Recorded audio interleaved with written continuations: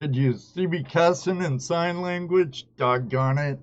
Unmute your mic. Welcome to live entertainment, everyone. Tonight is Tuesday Night Hangout Live, and thank you, Flash Fam, for being here. We have a totally awesome guest tonight, a true treasure hunter, a seeker of lost, sunken treasure, Captain Fizz. He likes to be called Fizz, Carl Fismer. And we'll be right back right after this.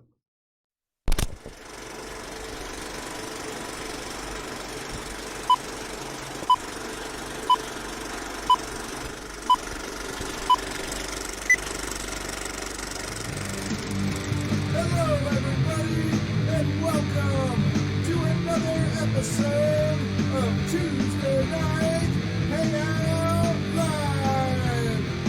It's Tuesday Night Hangout Live. It's Tuesday Night Hangout Live. It's Tuesday Night Hangout Live.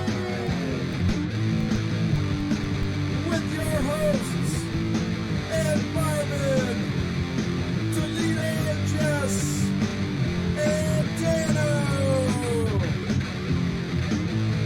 Tuesday Night Hangout Live is a Flash in Your Pan production.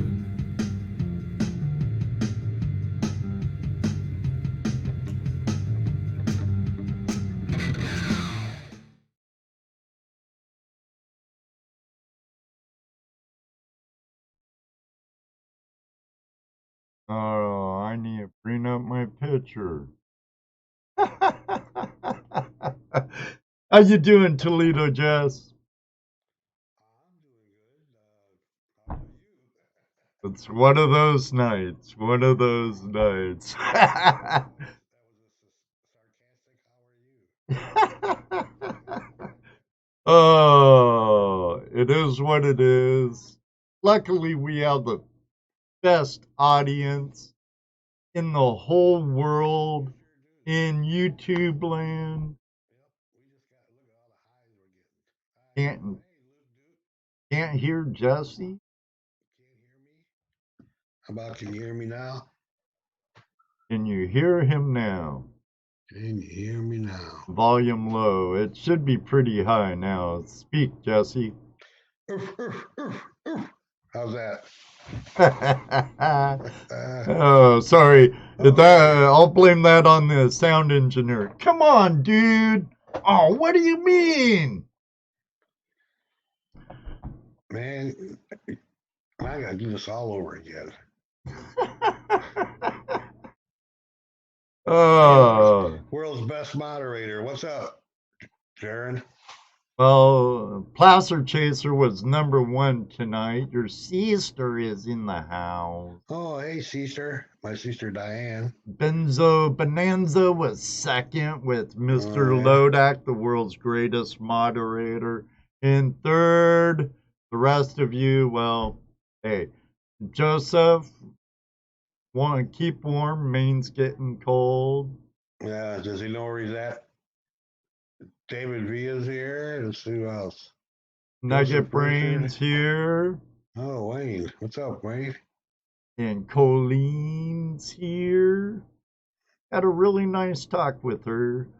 Yeah? Yeah, an hour just flew by. Good evening.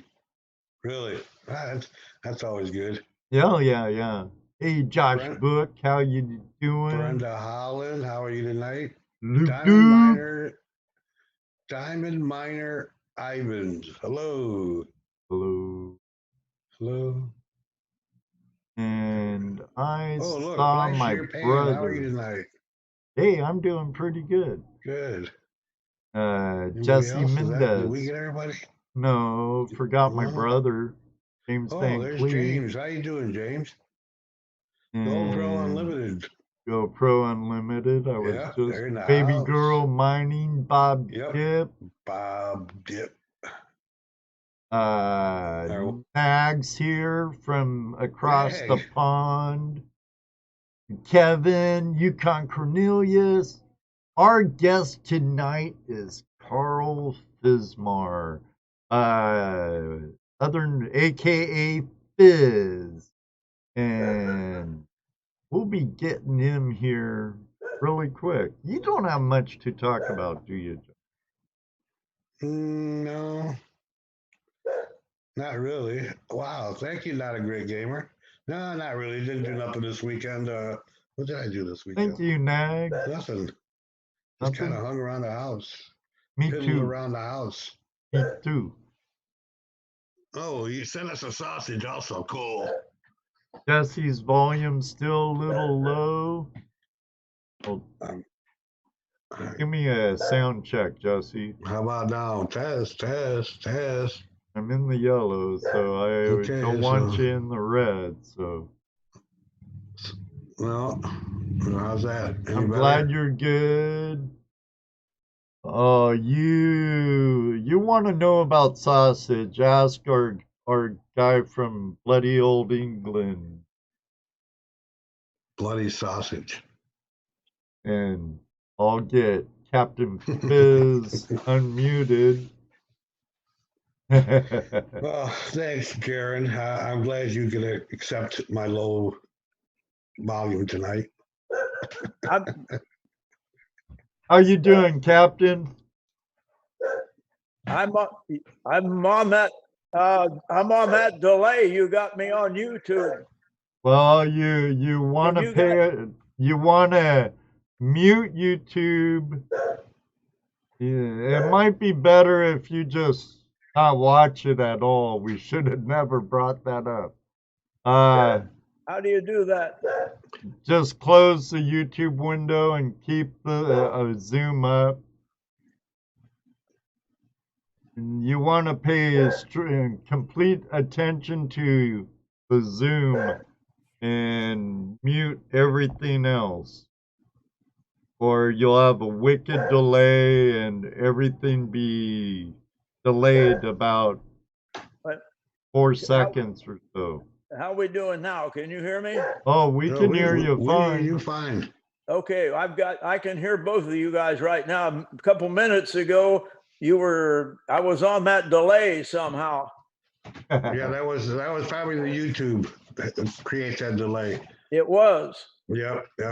Yeah, Uh, the best thing to do is just mute YouTube altogether. And what we do is we use the Zoom box and cover up the screen of YouTube so we could see the chat. Because the chat is right on Yeah, for the well, most part. at least right now, we're doing okay on the talkings. Yep. Yeah. Sounds good. yeah, Sounds good. I love that poster behind you.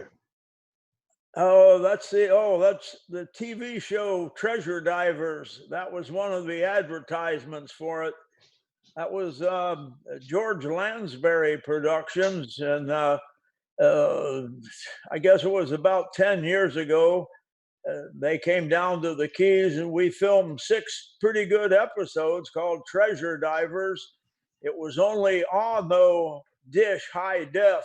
As a matter of fact, I think it was the first high def show. But it's still playing in a few foreign countries. It caught on pretty good, but never made the big time in the United States. It was only on in New York, New Jersey, and Connecticut. Huh. Is any of that on YouTube or anywhere? Yeah, I have a YouTube channel where you can be just my name / videos, and you can see most of them. Oh, cool. Yeah, it was a lot of fun. Yeah. I was kind of looking for. I looked under treasure, the name of the show. I was watching a movie with you in it last night on Amazon Prime called Treasure Lust. That might have been. And during your part, it used the logo behind you. That the picture in the poster behind you. Uh-huh. So, let me see. Well, I've been pretty lucky. I've done quite a bit of TV, but the Treasure Divers was a series. As a matter of fact, when high def TV first came out, they used that as the demonstrator in the stores where they're selling television sets. In fact, I went in to buy my daughter a TV, and I'm talking to the salesman, and all of a sudden I heard my own voice, and I turned around and looked, and there I was on like 200 television sets. And I said to the salesman, I said, "Oh, that's a good-looking guy right there." And he looked, and then he looked back at me. He said, "That's you." I said, "No, that's not me, but that's a good-looking guy." Oh, Well, I that's searched Carl Fismer videos, and I see a whole bunch of videos, but I'm not finding your channel. Well, like I said, if you type my name, Captain Carl Fismer / videos on YouTube, and I'm computer dumb. My daughter and my granddaughter was helping me, but I never quite catch on. yeah, I know it's Yeah.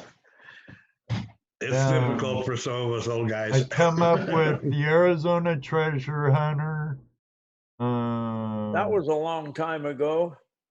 You know, they were talking about opening those gold mines, those old that had been closed down for 100 years or so, just because of when gold was going up. I don't know if they ever did or not. You mean like when they closed them down in the almost 100 years? That would have been in the 40s. I found a Captain Fizz Rocks. I don't know. Scuba Wise. That's our business now. Scuba Wise is we take a 1-day seminar. We have classes in the morning, and I call it everything you always wanted to know about treasure diving. But and then in the afternoon, we make 2 scuba dives on 2 different sites from the 1733 Spanish galleons. In fact, 1733 galleons in the Upper Keys, that's where treasure hunting in the United States really started. Later on, of course, then it went to Mel Fisher and the Atocha down in Key West. Mm-hmm. I worked with Mel for 12 years. And then there was a 1715 fleet between Fort Pierce and Sebastian.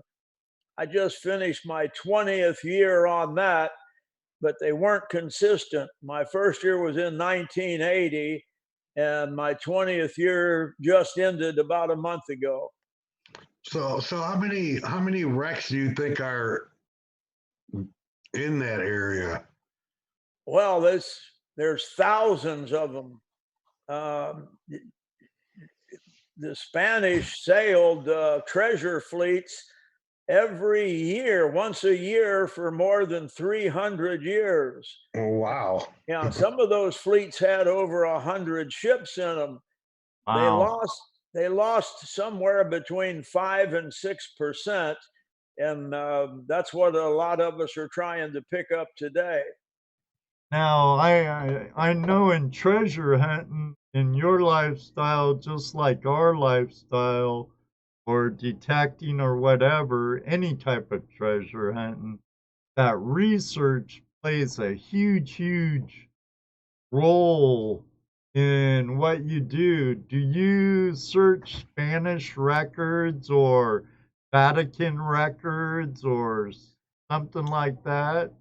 Well, as a matter of fact, the only reason I know what I know is I got to work with the best archival researcher in the world. His name was Jack Haskins. And I worked with Jack for 32 years. He made many trips to the Archive of the Indies in Seville, Spain.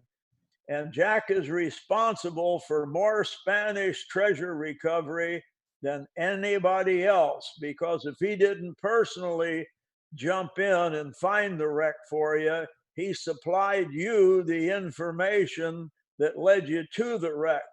In fact, Jack passed away in 9/11, 2011. I just finished a book about Jack and his research. Can you see this? Time Ranger, yes. Yes, that is Jack Haskins' picture on the cover. We've named it Time Ranger in Search of Jack Haskins. And we've even put in a couple pages from the archives. That is archaic Spanish. And it takes a special person to translate that. And Jack was the best at it. And this is the whole story. In fact, that picture on the cover was taken in the Archive of the Indies, and those papers are like 200 to 300 years old, and Jack has to figure out what that says. And it self-taught. In any case, when Jack passed away, I had inherited all of his research. There's about 200,000 pages and a computer full of shipwreck information. So the King of Spain doesn't let any treasure hunters in over there anymore. So if you're interested in research on Spanish galleons, I'm about the only game in town these days. I have all of Jack's research. That kind of sucks too, because you can't operate a computer. Yeah. Well, that's true. Oh, so he's probably been involved in just about any major discoveries, right? Yes, Jack supplied all the research on the Atocha and the Margarita, on the Tolosa, the Guadalupe, the Conception. Not only did it, can you see this? Yep. Yeah, a little higher, Carl. Whiz. Sorry. Oh, nice. Yeah, that's an 8 real or Spanish piece of 8. This came from the wreck of the Conception. And when they couldn't find it electronically, Jack jumped in the water and said, "Oh, it's right here, guys." That's how good he was. And I got to work with him 32 years. And like I said, that's the only reason I know what I know. When you work with the best in anything 32 years, some of it has to rub off. Right. So you've been involved in a lot of major discoveries yourself then. I mean, well, not just a one-shot wonder. Oh, yeah, I've worked all the big wrecks. Can't think of any of them I haven't been on, which includes the 1715 fleet. They had 11 ships. There's still a couple of those missing, but all the known ones I've worked and recovered treasure. The 1733 fleet had 21 ships, but they refloated 3, and we know where 16 of the remainder are. I've been on all those treasure-wise, and 2 of them are still missing, actually. So you said they're refloating them, but I'm trying to actually bring the ships back up out of the bottom, off the bottom? Fortunately, the 1733 hurricane was not a really bad one, and many of the ships, all but 2 of them, were pretty much sticking out of the water. And the Spanish were able to save 3 of them, and then the rest, they burned them to the water line. They did that for 2 reasons. One, if you burn them to the water line, that means no ship sailing in the area would be able to see their location. Right. Number 2, it helped them salvage the treasure down on the ballast rocks a lot easier. Okay. But you said something about that they did float some of them, right? They brought them back up to the surface. Yeah, 3 of them they refloated, and used them, put them back. They weren't. Oh, okay. I thought maybe that was done recently. You're talking about back in. Oh, no, I'm talking in the year Oh, yeah. 1733. Yes, in fact, Art McKee originally, in fact, he was the guy that started everything on sunken treasure here. He's known as the father of modern day treasure hunting. I had worked with Art. Luckily, I was the last guy to be able to work with Art McKee. All the big name guys worked with Art McKee. And he was in the hospital in the summer of 1980 in Homestead. I called him up every day and I would give him a report as to what we were doing.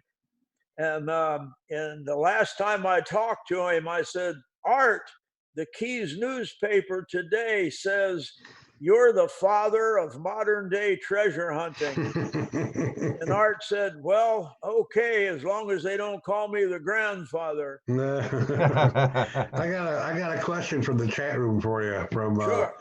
Outdoorsy Gal O. She wants to know, does Carl know of Doug Lewis? He used to go on and fund some 1970s and 80s treasure diving expeditions.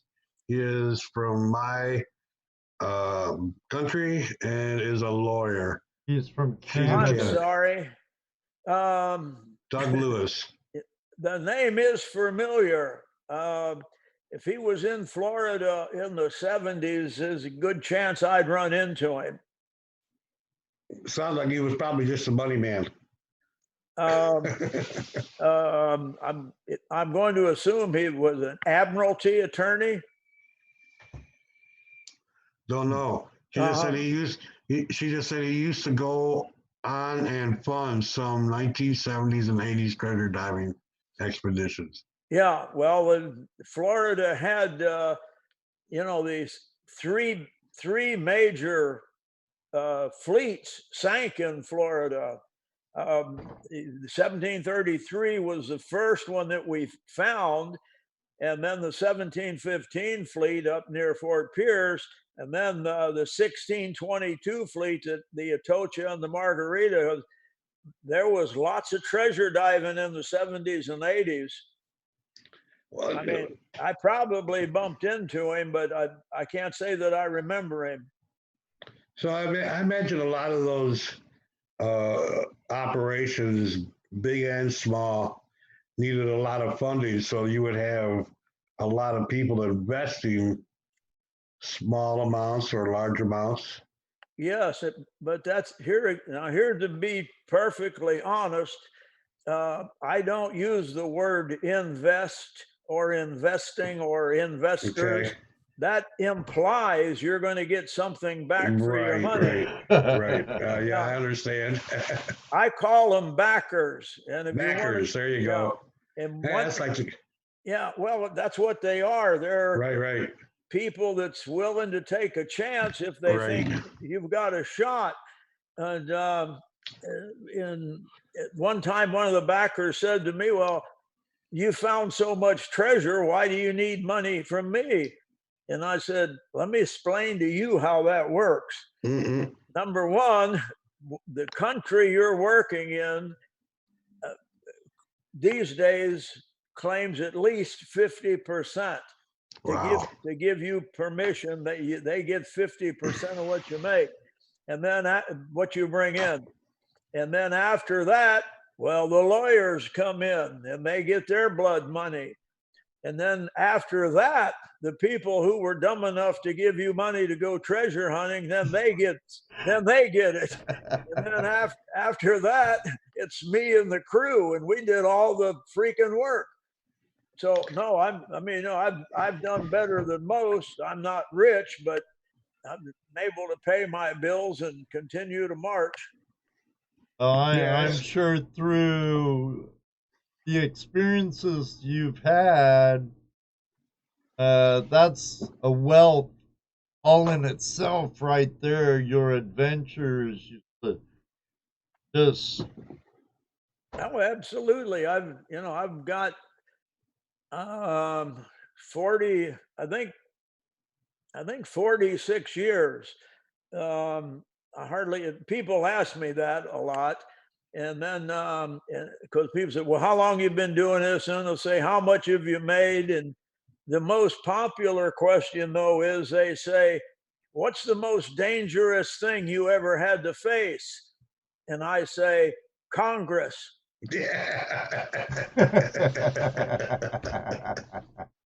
Yeah, no doubt there. Yeah. We have a question from Baby Girl Mining Company. Do you know anything about the St. Augustine, Florida area with shipwrecks? Yes, I do. But the ones that are in close, you might as well forget about, even though there is a fleet that sank there. A friend of mine's been doing pretty good. He's finding some gold coins on the beach there, and I won't tell you which one, but the state is these days pretty much death on anything inside state waters. There's another fleet that sank offshore outside the 3 mile limit, which I've got quite a bit of research on. But I love St. Augustine. I go there a lot. In fact, I'm going to be doing a book signing there the end of this month.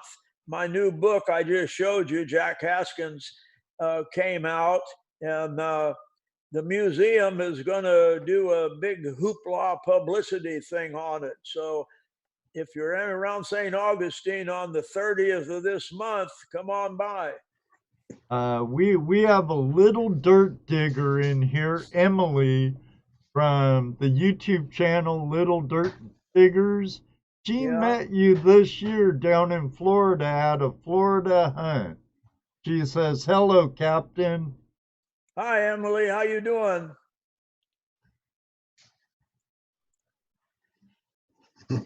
I'm sure she's doing absolutely fabulous. So Wayne, Wyoming Gold, WY Gold says, no telling beach, huh? I know where that's at. Yeah, well, good. Keep it to yourself. That's no telling beach. A lot like No Tell'em Creek. Right. So yeah, we kind of like to keep it like, you know, real off the cuff here, as far as this being like a formal interview. We don't want it to be that. We want it to be more like sit around the campfire telling ghost stories and stuff, or treasure stories would be really cool. Yeah, I got a lot of treasure stories, and some of them are true. Okay, well, wait a minute. Don't let those hold you back. But we love treasure stories. We love treasure porn. You know, things like that. So if you got a story that you could you would love to tell somebody, you know, even if it was true, you know, that would be really awesome. I don't know what to ask at this point, to be honest with you. 5 years ago, we were working out of the country. I don't want to say what country we were working in, but it'd be pretty easy to figure out. But no tell them country. Yeah, we were doing good. We're throwing thousands of coins on the deck. We have gold bars. We got big silver bars. We're doing really good. And the people we were working for down there, 5 of them were local rich people that really didn't know much. And once they realized that the value on this treasure, like, for example, they were looking at a pile of about 3, 4, 5,000 silver coins, like the one I'm wearing. And they were thinking, well, those things are worth about $15 a piece. Oh, well, what the heck, silver value. All right. One of the new crew guys picked one of them up and held that coin right in front of those 5 local rich people and said, that coin's worth $3,000 in Key West. And that is what they sell for. And in fact, they're more than that now. and I could feel a big change coming over us. Oh. And next thing you know, we were ordered to start throwing that stuff back in the ocean. Oh. Yeah, I don't know how far to go with it, but there was a great big artifact laying there. It was a big bronze strap, a deck strap that held the hatches down. Intricate design work on it, beautiful. The Spanish ships were mostly all cheap, but this particular ship was made in Italy, and the Spanish bought it, and it was outfitted with bronze like you wouldn't believe. That strap probably weighed about 30 pounds. And the Yikes. guy looked at me and he said, throw that back in. And I used a couple of bad words to him because I said, I ain't going to do that. And I didn't do it. He had made somebody else throw it back in. It's the craziest thing. We've got hundreds of thousands of dollars worth of stuff on the deck. And because of their greed from $15, they wanted to hoard it all. We got thrown out. They ran us off, got very political. I don't say nice things about them, but a lot of that story's in my books. Anyway, that's how weird is that? You recover a lot, and then they say throw it back over the side. That's so crazy. Yes, it is. I'm flabbergasted. I'm trying to think of why they would have you throw it back. I would, So they could come back and Yes. get it. I'd have just kicked you off my property. Yeah, everybody thought, well, that's easy. That's it. The reason it was easy was we had Jack Haskins' research on it. Right. Now, Jack and I were down there in 1988 and 89, and we started working that wreck way back then. Noriega was the president there in Panama, and our government wasn't going to let us go work because they said that there's some kind of 9/11 Aid to the Enemies Act. And we said, well, what do you mean enemy? And they said, well, Noriega. And I said, Noriega's an enemy of our country. And they said, well, he's in the drug business. And, I threw my hands over my ears and I said, are you just finding that out? We've known it in the Keys for 25 years. And so the government, they've known about it too. Yeah. Oh, wait, they didn't supply. Oh, wait, that's something. Well, if it ever comes down to it, my opinion of Washington, D.C. isn't exactly the highest. But, yes, I've been following you on Facebook. Oh, well, then you know what I'm talking about. Yeah, I've been following you on Facebook. I agree with a lot of what you're saying. Yeah. But here's the point I was making. Yes, Noriega was not a good guy, but we made a deal with him. We made a deal. We would put the treasure in 3 piles, 3 equal piles, and he could pick the one he wanted. And then Jack and I would go home to Florida with the rest of it.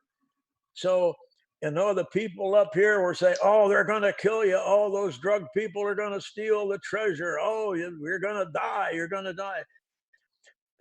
So here it was. We did the job. We were ready to leave. We made 3 piles, and Noriega sent a general over to pick one of them. And he even asked me, he said, which one would you take? And I honestly said, if it was me, I'd take this one. That's what he took. But the point is, here's Noriega, the dictator, the murderer, the drug runner, the criminal, and he kept his word. He kept his word. We made 3 piles. We came home with 2 of them. He didn't kill us. He didn't rob us. And you will never get that kind of honesty from Tallahassee or from Washington, D.C. Hear that. Let me say hi to a couple of people who just come in. Sure. Razors Treasure Treasure Hunting Hunt. Emporium. Yep. Charlie and Yeah. Sandy Razor. Our West Coast brother, She Todd, Digs, welcome.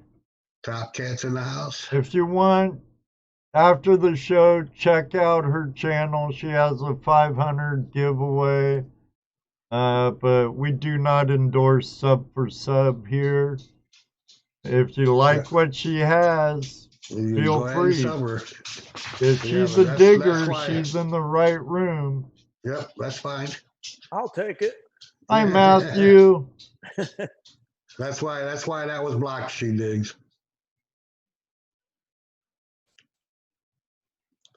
So what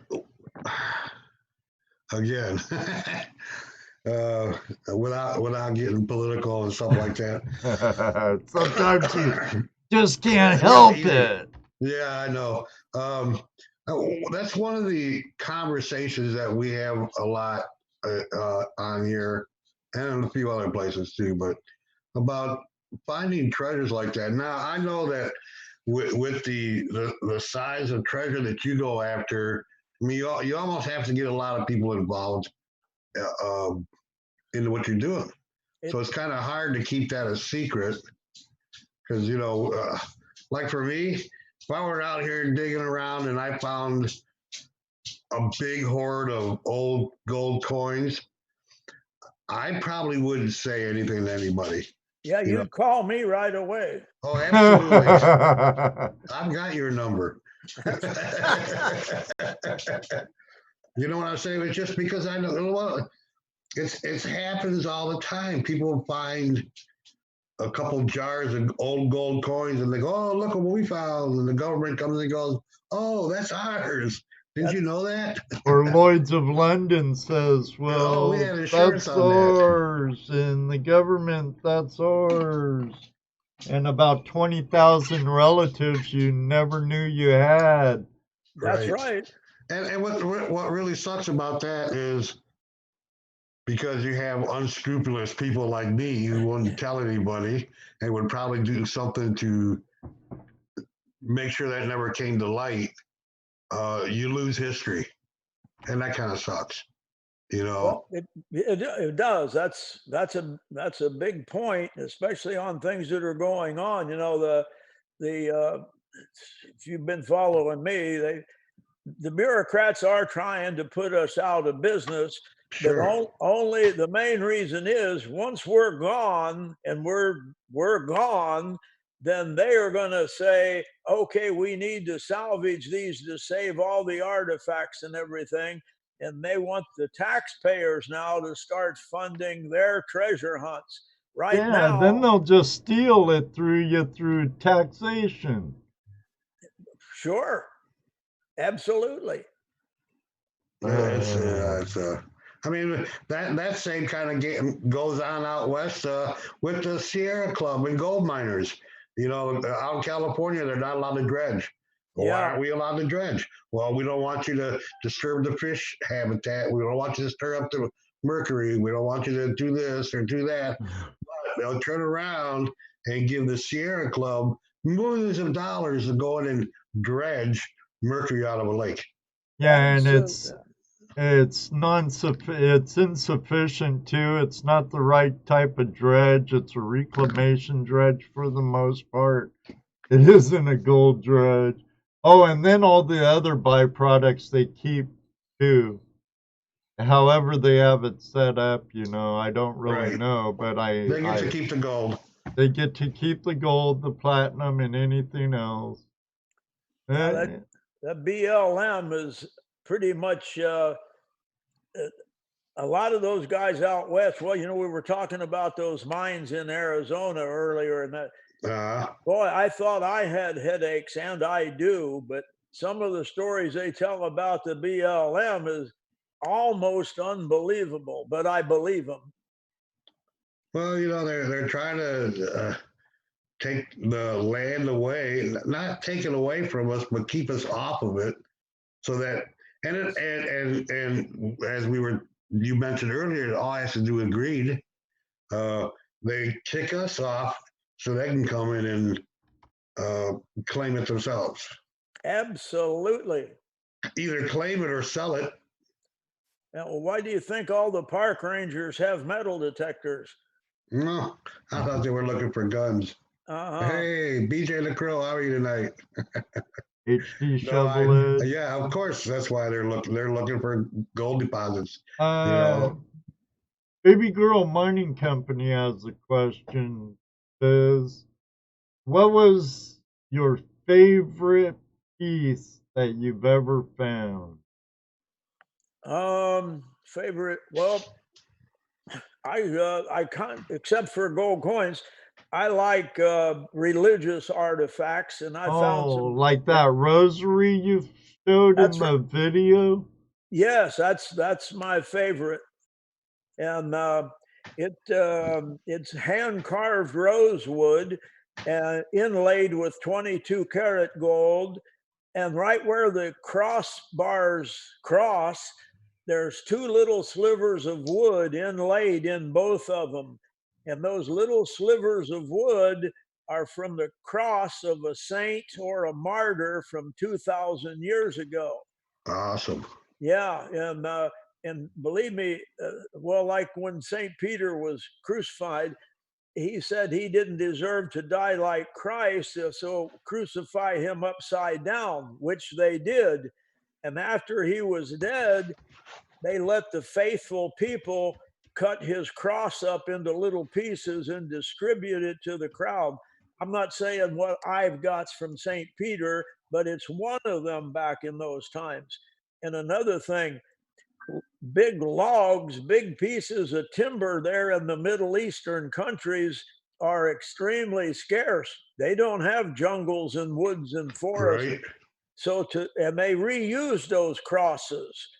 But to let the crowd cut one up means that they were probably on the verge of a riot. So they let them have this token of the wooden cross and cutting one of them up every once in a while. It was rare that they let them do that. Yeah, because that's to find a piece of wood big enough to crucify somebody on there.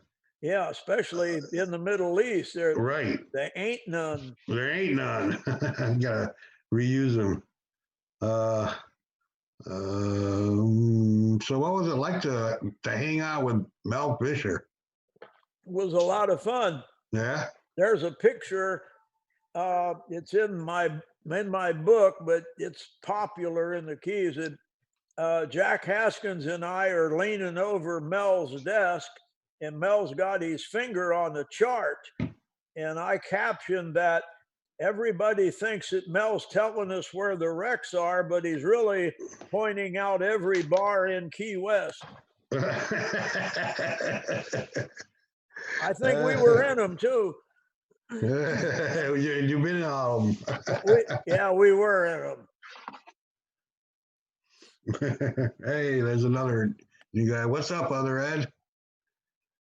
That's the other Ed and Kevin. We like to say hi to our people that come in here. Good. Yeah.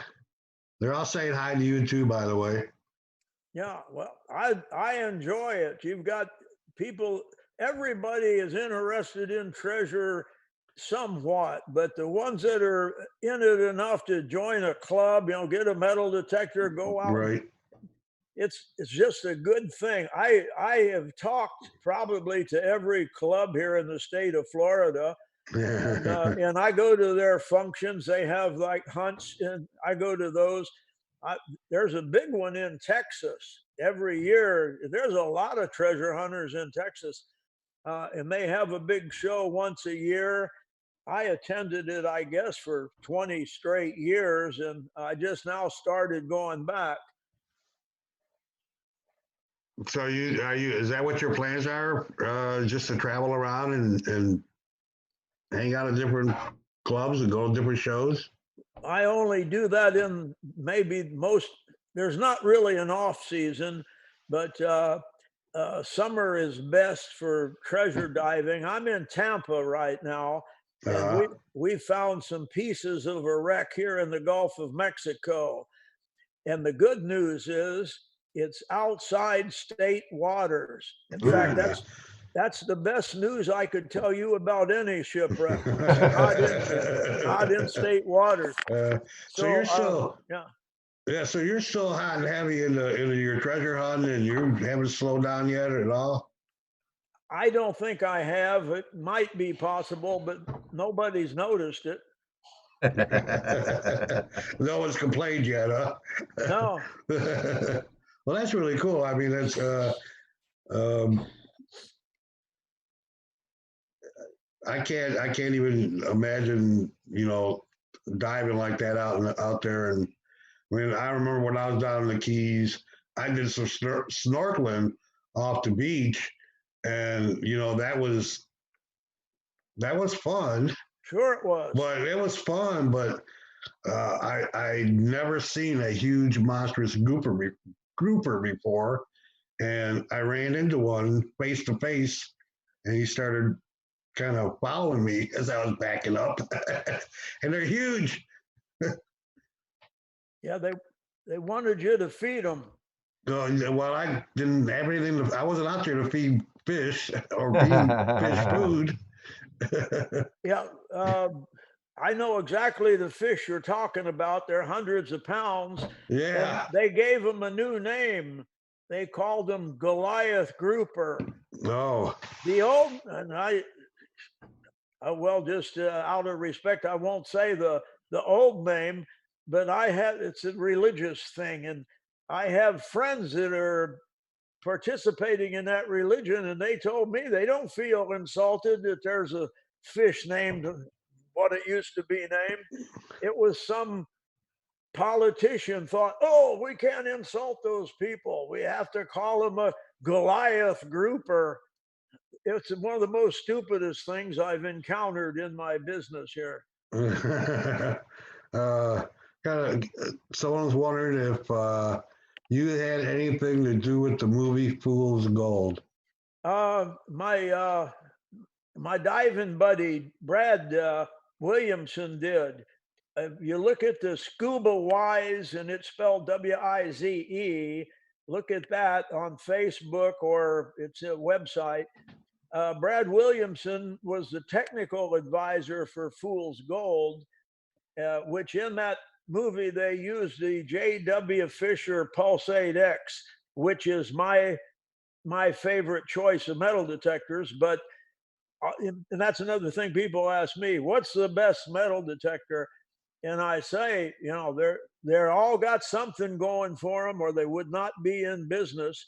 And you just need to find the one that suits you. Right. Pulse induction is my very favorite. I love pulse induction. When that came out, I said, this is going to revolutionize treasure hunting. And it basically has. But the J.W. Fisher Pulsate X is the machine. I have two of them, and I use them most. But in the movie, if you remember, they had keeping the sensor head about 2 feet off the bottom. How are you going to find like if you're looking for gold coins, you got to put that head like in the grass. You guys are, on the land. You got to keep that sensor head close to the dirt. Right. If you got it 12 or 14 inches off the dirt, the chances are you're not going to see a coin. Anyway, Fool's Gold had that, and then the fact that somebody could pick up a box of gold coins and swim it up off the bottom was fantastic.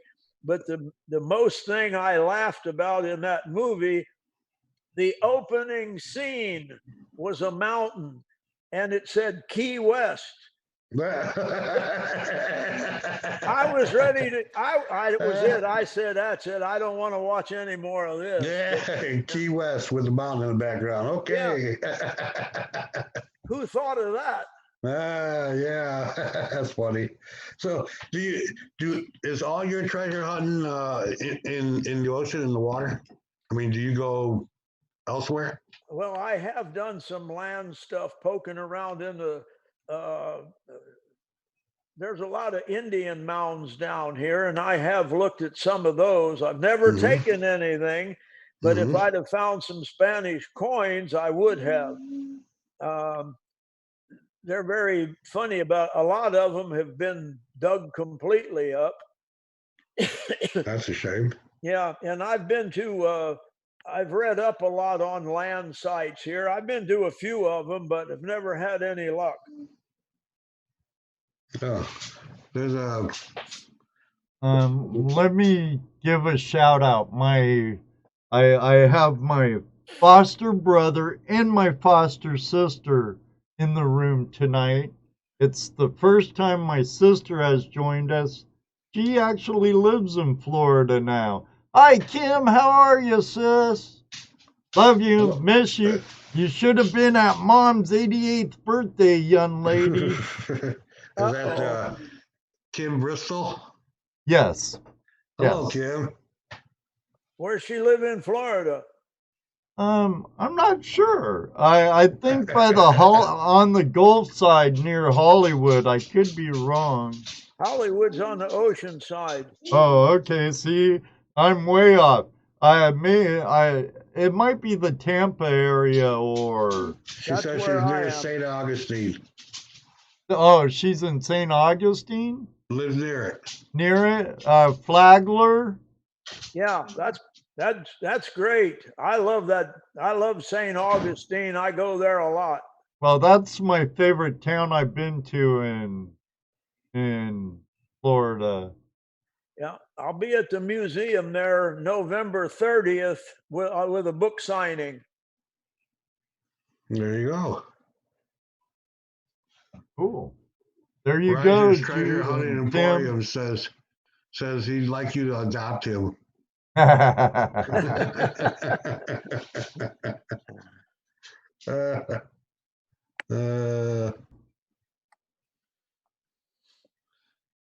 Sonia, have you finally? I find pieces of jewelry around here once in a while. Metal detecting. I can imagine the kinds of jewelry you found. Do you have a favorite piece that isn't religious? Yeah, well, actually, I found two necklaces once. They were made of silver, and one was made up of butterflies, beautiful design work and everything. In fact, Jack Haskins told me once that a lot of times they would have Chinese artists and doing the gold and silver work for them. And the other necklace was made of 7 crosses, crucifix type crosses, all connected together. Beautiful, beautiful jewelry pieces. And that was silver also? The what? That was silver? Yeah. No. I've never found a big gold chain, but I found small pieces of them before. I'm still looking for that first big one. Yeah. I'm still looking for my softball sized nugget of gold, but I'll keep looking. Never stop. I don't. I hope you get it, and remember. Me too. Remember when my birthday is. Okay, and I'm gonna find it. I'm gonna find it here in Ohio. Well, I assume they've got gold there. Oh yeah, we got gold here. Yeah, I was Actually, it comes from Canada. Yeah, I was born in Hamilton, Ohio. Ah, cool. That wasn't the most exciting thing I'm going to say tonight, but I thought that's I'd so stick cool. it in. Yeah. We got a local guy here. Yeah.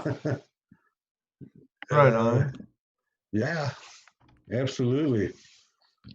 Hey, Bob, Drake, and Brian, how are you? Hey, Brian. Anybody else got any questions? You want to open the phone lines up, Ed? They have been. Oh, well, anybody want to call in and talk to Fizz? This would be the time to do it. Yeah.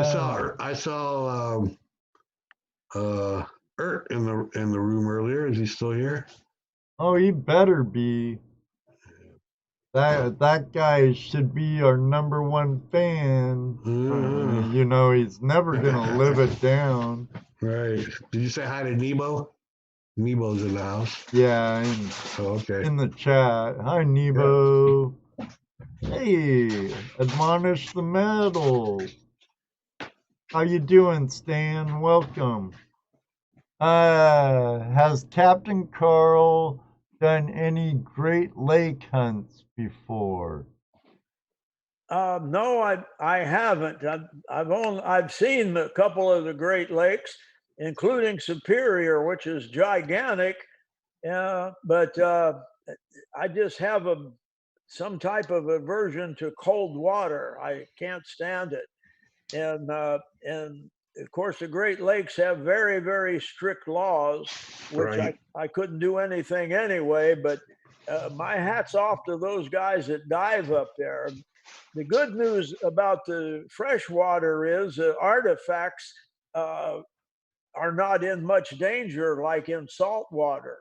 Um, every and deep cold water preserves pretty much everything. Deep cold fresh water, but no, I put my foot in the Lake Erie once and said, nope, nope, that's not for me. Yeah, cold water's hard on us, Troy. That's right. Yeah. The only direction is south, and I love the Caribbean. I plan on spending a lot of time there. Yeah, the older I get, the more I think about changing my latitude. That's for sure. I don't blame you. Me too. My Especially only when, my only regret is I didn't do it sooner.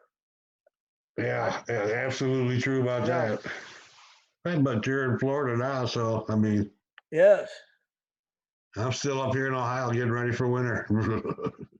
Yeah. Next year will be 50 years here. Wow. Oh, you wouldn't be able to handle Ohio weather anymore than at all. Yeah. I mean Oh, he's about local now. they went too fast. See, I don't know. Yeah, if I'd have stayed in Ohio, they'd have been a lot slower. I guess I'd have lived longer, but I wish I'd have came down here sooner. Um, Luke Duke wants to know: have you ever hunted any Spanish treasure in West or Southwestern states? Um, with some friends of mine from Texas, I went out with them a few times, and uh, but the Spanish were all over that. There's a book called Coronado's Children. Right. And Coronado, the king sent him over there to the north and explore, like through Arizona and New Mexico and those places. And I read his report to the king. It said something like, "I I regret to inform your Majesty that I didn't find any gold, but I sure found a good place to look."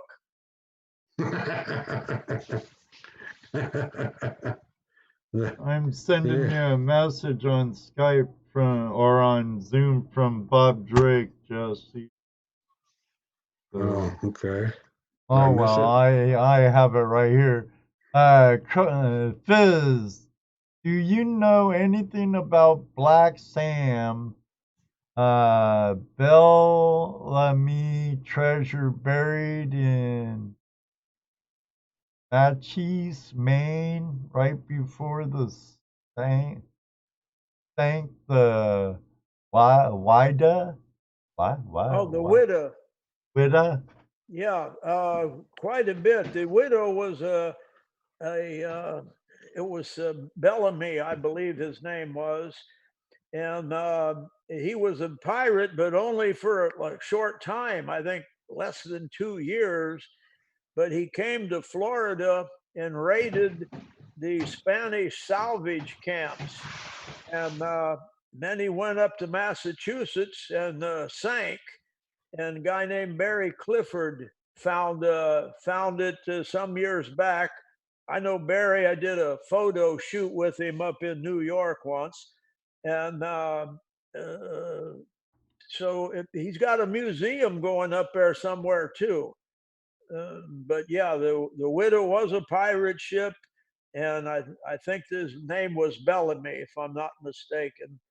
Uh, Raided the Spanish and sank the treasure up there off Massachusetts. Am I right? Oh. Is he right, Bob?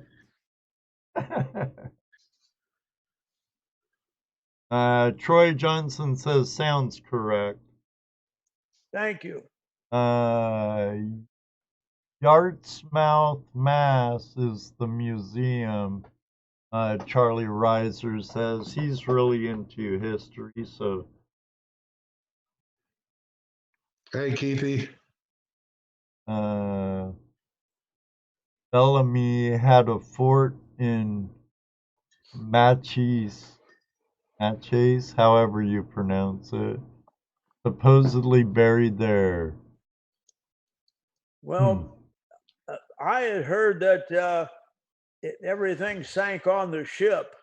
So who knows?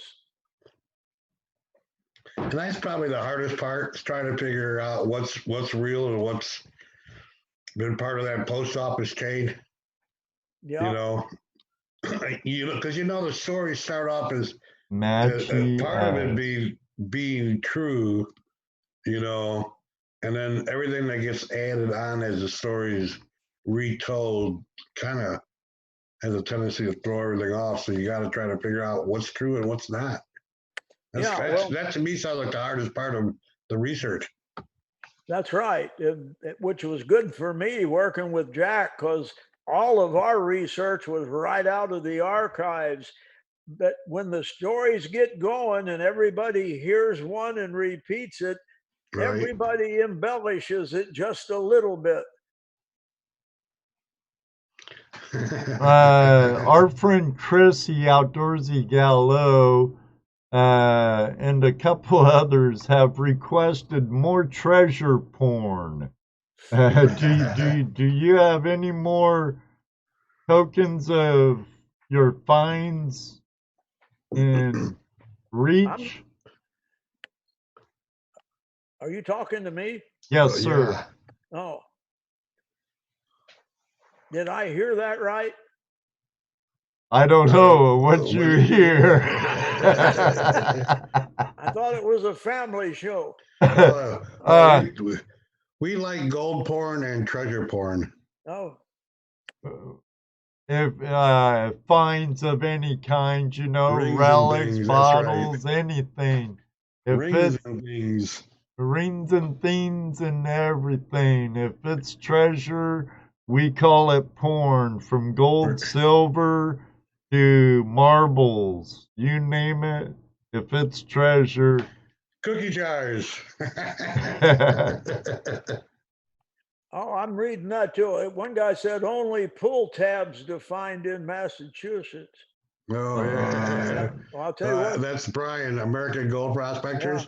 Yeah. If I had $1 for every pop top I picked up, I'd be retired. Yeah, I hear you. My sister Kim Bristol asked Fizz, are you going to be bringing any of your coins or anything like that to your book signing? Yes. There you go, sis. Yes. Sweet. Short and sweet. Yes. Yeah, the women, a couple, now several women. You're attracting all these hot gold diggers. Wonderful. My favorite. Colleen Hogan says, show us some treasure porn. Apostrophe mark, yes, apostrophe. I just saw that on there. Now I understand the question.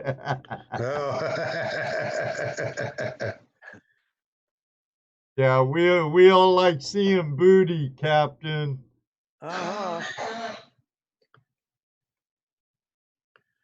Yeah, we like to keep it nice and loose here, That's fine with me.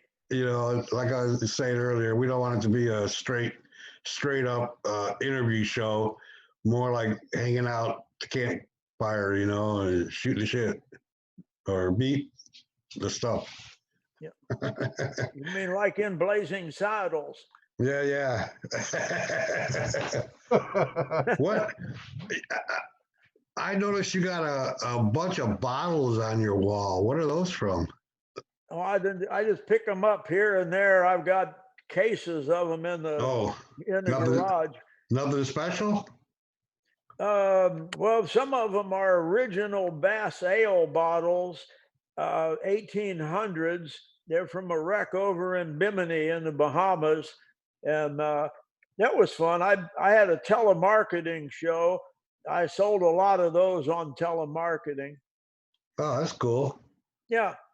Original Bass ale bottles. Some of them still had the cork. So you were or you are? I did. Oh, you did. Yeah. That was years ago, but that telemarketing was great. It was a lot of fun. They gave me the nasty hours, like from 2 till 6 in the morning, but they had a pretty good following. We were broadcasting from Knoxville, Tennessee, and there were people snowed in Montana, but they didn't seem to mind a bit. They'd phone in and they'd tell a joke. I'd repeat it on the air, and we were on satellite television. There was no censorship. We could say anything. Yeah, right. So they'd phone them in, I'd tell them, and then they'd buy coins from me. I know very cool. Yeah, well, that wasn't a funny story, but it was true. It was a good story. I mean, because I asked you about the bottles. Okay, I keep getting this. I've had a few people want to know, and I hesitate to ask, but what they want to know your opinion of Oak Island Treasure Show. Well, I'll tell you the truth. At least I have read up a bit on history in that area. Right. And there were a lot of, the British had a lot of forts up there at that time in late 1700s. And at one particular fort nearby, supposedly, I read this and I don't know if it's true or not, there was a whole company of British engineers there. And I'd almost bet that those guys were going crazy with absolutely nothing going on. And one of them I think one of them said, let's pull a joke. And I believe it was those British engineers that did that. And if you ever get to the bottom of it, it's going to be some kind of dry British humor thing. I mean, I'm sorry that people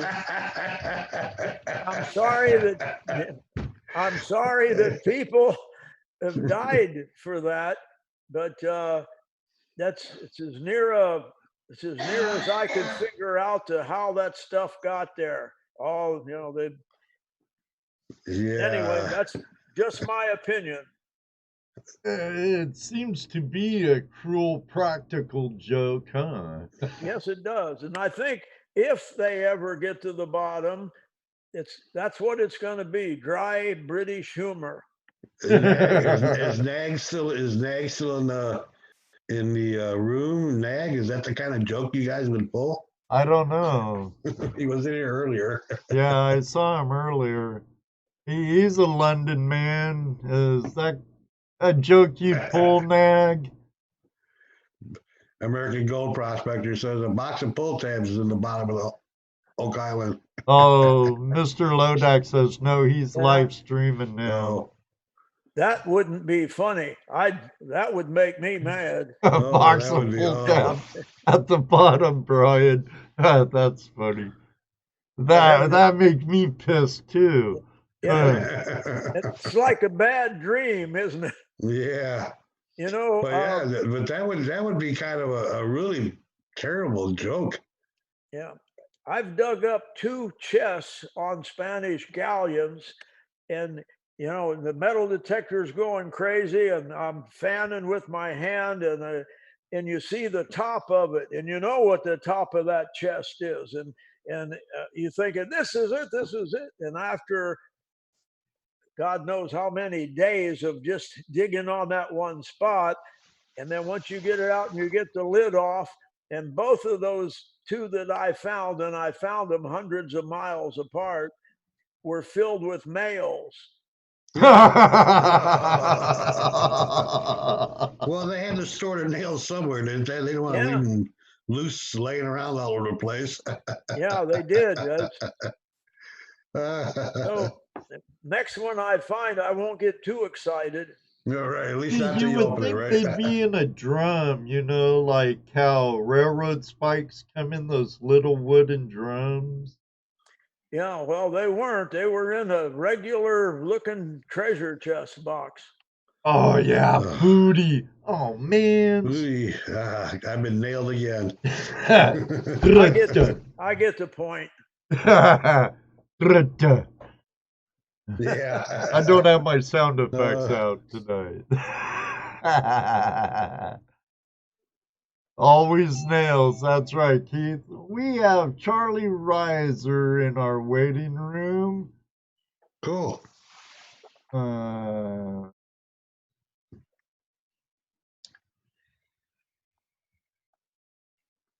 me unmute Charlie. How are you doing tonight, Charles? Charlie? I don't hear him. Charlie? Your volume's like super, super low. Hi, how are you? There you go. How you doing, Charlie? Great, great. How are you all? I'm doing absolutely fabulous, our friend. I just could not pass up. How are you? Unmute your YouTube. Great, great. How are you all? I'm doing absolutely fabulous, our friend. I just couldn't. Mute your YouTube. Mute your YouTube. Mute me for a second. Okay. While Charlie mutes his YouTube, just chat in for everyone to see, Charlie, when you're ready to have me unmute you. But Charlie Reiser, he knows his history and a really great guy. My neighbor, at 7 o'clock, he goes live, always puts on a good show.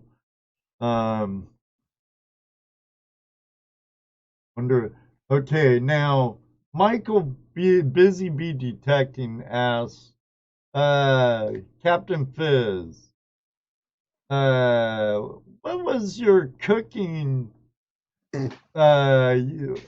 He wanted to know about you being a cook for Mel Fisher. No, that's I did some of that with Mel's crew back in 1980, but the way I got started in the business was Art McKee. In fact, I have a feeling there you read my first book, because right in the beginning of that, I tell that story. I spent 6 years looking by myself, and then I decided that was in Sarasota, Florida. And then I decided I was going to drive down to the Keys and just force myself on Art McKee, the father of modern day treasure hunting. And so I drove down there, and Art built the very first sunken treasure museum in the United States. That was in 1949, 1950. And his house was right next door. So everybody knows where he lived. So I pulled into the driveway, and there's Art on a riding lawnmower. So he turns it off. He comes walking over. He says, "I'm Art McKee." I said, "Yes, sir. My name's Carl Fismer." I said, "I'd like to be a treasure hunter, and I'm willing to work for free to learn how to do it." And he said, "I'll bet you're a diver, right?" And I said, "Yes, sir." He said, "Well, what else can you do?" And I got a dumb look on my face, which I do a lot. And I said, "I'm sorry." He said, "Are you a boat captain?" And I wasn't at the time. And I said, "No, sir." He said, "Do you have mechanical abilities, like especially on small engines?" And I said, no, sir. He said, any medical training? And I, no. And he said, can you cook? That's very important. And I shook my head and he said, see what I mean? He said, everybody dives. So I was dejected and rejected. And I got back in my car and drove to Sarasota. I happened to be on the fire department there. And I volunteered to cook at station number 1. That was 15 meals twice a day. I got a fireman cookbook and jumped right into it. I went to VOTEC school at night for small engine classes. I applied for and got my captain's license. I got a 100-ton Coast Guard captain license. And then I was in the very first EMT and I was in the very first paramedic class in Southwest Florida. That took me almost 3 years to do that. So I drove back to Art's house, pulled in the driveway. He's on the riding lawnmower again. He gets off. He walks up. He says, I think we've met. I said, yes, sir. I'm Carl Fismer from Sarasota. I want to be a treasure hunter and I'll work for free. He said, I bet you're a diver, right? I said, yes, sir. He said, what else can you do? I said, I have a 100-ton boat license. I can work on small engines. I'm a state certified paramedic and I can cook. And he said, you're going on the next trip. There's a lesson there, folks. That's right. And that is a true story. Oh, that's one of those true ones, huh? Yeah. I don't have many, but I had that one. Okay, Charlie's back with us. How you doing, Charlie? Great, great, great. Oh, I tell you what, Flash, I could not resist, even if it was just to call in and say hello to Captain Fizz. Oh my goodness. I tell you, not this gush or anything, but this is one of my heroes of treasure hunting. Cool. Excellent. So I could not help but to call in, and like I said, at least to say hello. And I tell you, Flash, of course, I finished our stream. We ran a little bit late. We were a little bit after 8 o'clock. When I turned your channel on, I did not believe my eyes. I could not believe that you had Captain Fizz on the show. Oh my goodness! Made your heart jump, didn't it? Oh yes, I tell you, and again, like I'm gushing now. Oh my goodness! Now I do have a question. I couldn't tell. Now I do. I'm offering myself up for adoption. I already been hollered at by Sandy. So Fizz, if you need a almost 50-something son, I'm here. Do you come with a dowry? Well, I'll see what we can do. And can you cook? They want to know if I can cook. That's very important. I'll bring Sandy. A 2-for-1 package, Fizz. How can I resist? But I do have a question. It's kind of not really gold or silver related. I do have this question. Okay. When you find yourself on the hunt, and when your brain is going over the charts and everything, not so much when you have them in front of you, but when you're hot on that trail, do you find yourself to be so encumbered with it you become absent-minded? I suppose I do, because it's if something pops up that's not related to what I'm concentrating on, I do tend to forget. Because I kind of know what you're saying, and yes. It's called a one-track mind. Oh yeah. Even with myself, I find myself, if I'm sitting at a traffic light and it's red, I no longer pay attention to traffic. My brain goes to the maps. And I won't hit the accelerator until I hear somebody honk behind me, and then I have to get my head away from 1700 and back to 2019. Oh, you're the one doing that. Yeah, that's him. That's the guy. But yeah, that's during the summer months when we're working and we're actually having some success. Um, it's constantly on my mind what I could do better, quicker, faster to get more.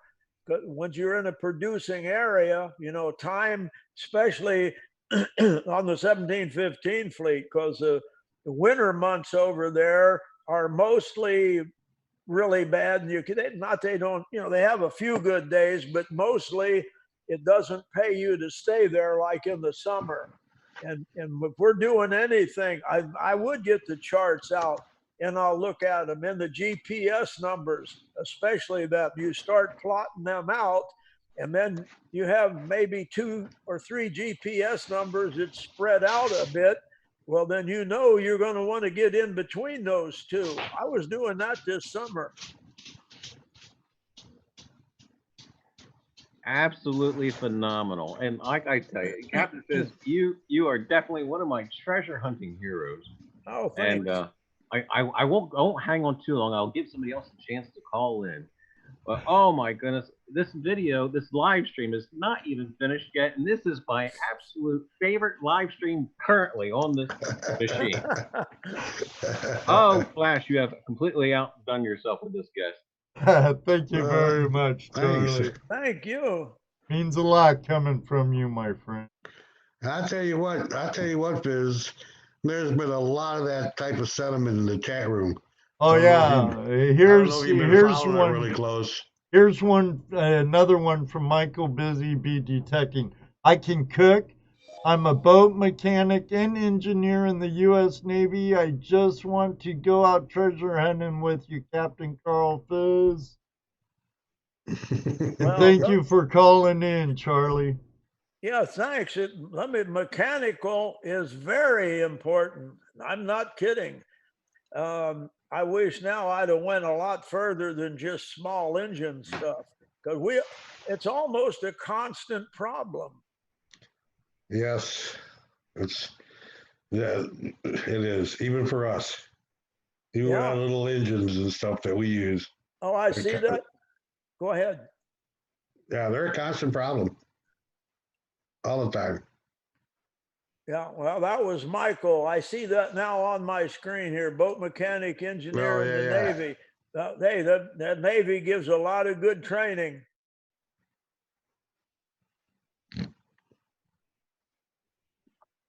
Yes, quite the resume. Yeah, no doubt. No doubt, outdoorsy gal. Quite the resume. Lines are open, if you can't use the link and you want to use a phone number, there's the list down in the description. Remember, please mute the show before you join the Zoom meeting. Help let things go a little more smoother. So I can imagine that the cost of going out on a treasure adventure like you do is pretty high up there, and like most jobs, a lot of your what you may find $1 million worth of gold, a large portion that's going out. You don't really wind up with that kind of money yourself. Yeah, well, it's just filling the tank once in a while. You're talking $500-600, and our budgets are always limited because we were talking about the backers earlier, right? And even people that can afford to put in a big hunk of money, and even they can afford to lose it if we lose it, and a lot of times we lost it. Well, still, they want you to be as frugal as humanly possible, which we are. And I made there's a short film on YouTube called "So You Want to Be a Treasure Hunter." I think it's 8 or 9 minutes, and right in the beginning of that, we're fueling our 40-foot boat up, and it's like $480. I think, Just to get off the dock. Yeah. It ain't cheap, is it, No, Captain? right. No. Benzo Bonanza Mining and Prospecting wants to know what the biggest wreck you've ever hunted. Well, everybody looked for the Atocha before it was found, but the richest wreck with Jack Haskins, and Jack gets all the credit. He did the research, he discovered where it was, and he was good enough to take me with him. And that wreck is called the San Josef, also known as the San Jose. And there was one in every fleet. At this particular one, a manifest on it in coins, 609,000 coins, just similar to the one I'm wearing around my neck. Wow. 609,000. And to put that in perspective, the Atocha, which is a great wreck, and I love it. And I was with Mel and down there in Key West a lot. And the Atocha really put treasure hunting on the map. It had 275,000 coins, plus 1,000 silver bars and a lot of gold and stuff. It was a great wreck. It still is. They're still working it. But the San Josef, 609,000 coins. Wow. I'd have to, it was probably, if it wasn't the second richest Spanish galleon ever to sail, it was sure in third place. So are there still bigger wrecks out there? Bigger hulls out there? There are a lot of rich wrecks out there, hundreds of them, probably thousands of them. And that's one reason why every time two politicians get together, they pass more laws, more rules, more laws, more ordinances, more everything. I sympathize with the guys out west. The Bureau of Land Management is a nightmare, but believe me, we've got bureaucrats here too that they must spend their whole waking hours just trying to find ways to put us out of business. I'm sure their real goal is to get the money for themselves. Worst thing is we can't vote them out either. We're stuck for them forever till they die. Well, Jack Haskins had a few what we called Haskinisms. It's in all three of my books, but Jack used to say that once in a while, if you're lucky, you can vote a politician out of office, but bureaucrats are forever like herpes. Hey,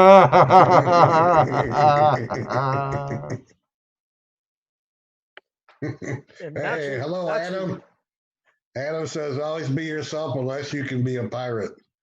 He's exactly right. And always be a pirate.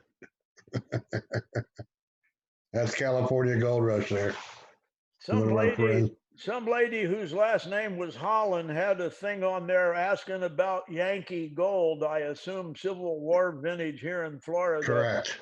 I'm sorry, I don't know of any, and I haven't heard of any, but I do know where there is one of the blockade runners. And, you know, if you can find a blockade runner that was on the way out, you'll find a lot of gold. They used the Southern armies used to send ships over on the far side of the Bahamas, and they would meet with the British, who were doing a lot of supplies for the Confederates. But the Confederates had to pay in gold. The British wouldn't take paper money. And so if you find a sunken blockade runner, you've just found a lot of money. Really? Are those are those plentiful out there too, since the other ones are, or is that maybe half dozen or so of those type of ships? Well, truthfully, I don't know for sure, but we found one wreck over on the far side of the Bahamas. and it is vintage. I'm guessing guess it at 1860, and a quality ship at that. And of course, if the Confederates would have picked the best vessel they had to make runs like that, and this fits the bill. I'm hoping one day to get back over there and open that thing up. I can drive you right to it today and throw a buoy on it.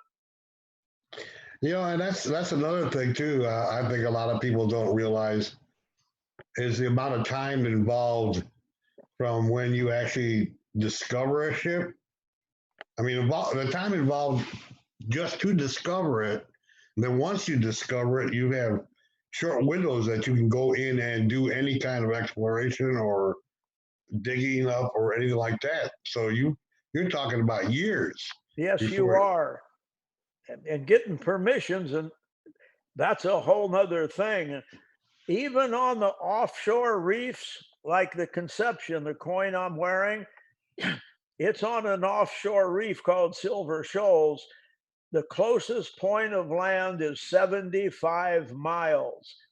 That used to be in international waters, but there is no international waters anymore. Every offshore reef, and I don't care where it's at, is claimed by some country. Silver Shoals, the closest land point, 75 miles, was Puerto Plata, Dominican Republic, which is where I worked out of. But Turks and Caicos is also 75 miles from it. Turks and Caicos sent a gunboat out and they were going to shoot. But Dominican Republic sent out a bigger gunboat and Turks and Caicos went home.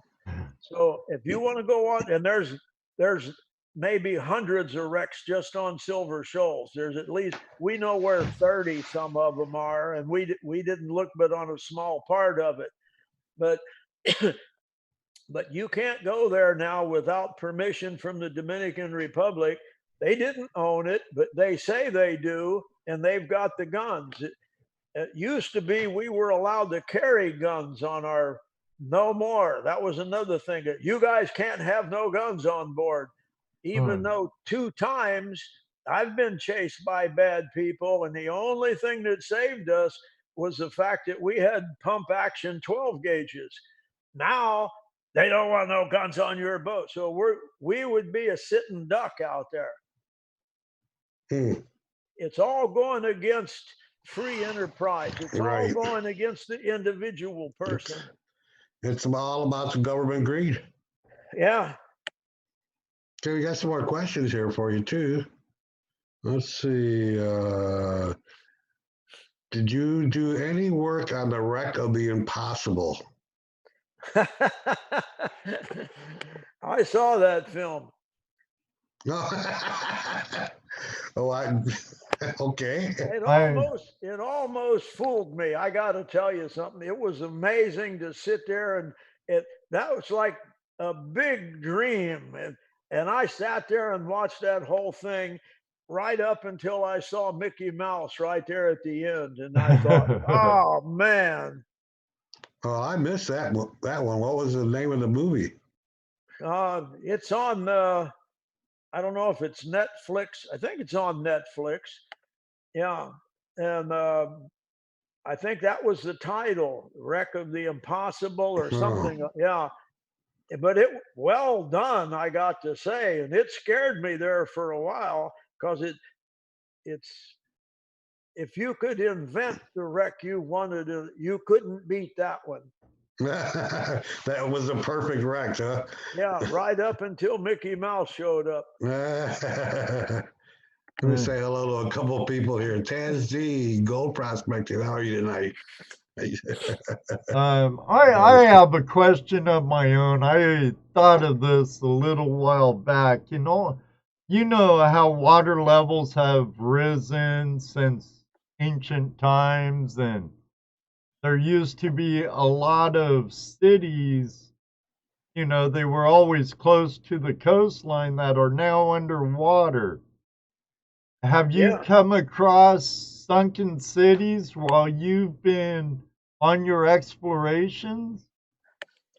About the only thing I could compare that to. I've seen a lot of films, lost cities and underwater. There are a lot of them, but the only thing I've seen that makes me wonder is called the Bimini Road.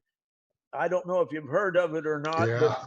sometime in early 1960s, a bunch of gigantic blocks showed up that looked like a road.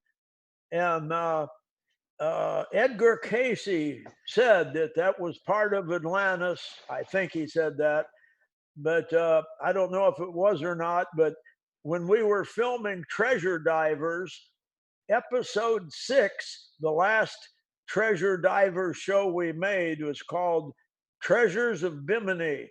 And in that, we dive the Bimini Road. And still to this day, I sit here and think about it. To me, it doesn't look natural. A lot of people say, "Oh, that's just a natural formation that showed up."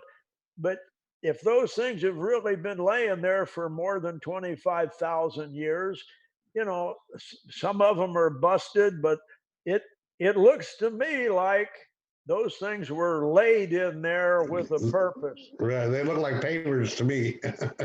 Uh-huh.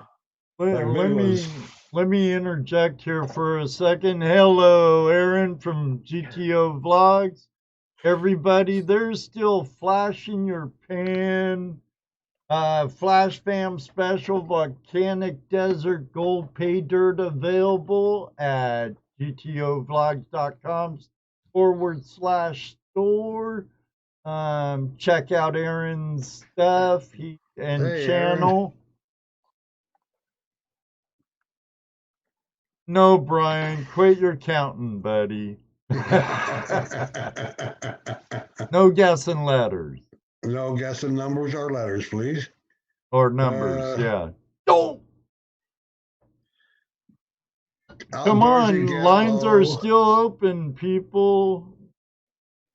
Quit being so Carl shy. consider coming back on your show and bring more treasure to show? Oh, I don't know. We'll have to ask him. Yeah. There you go.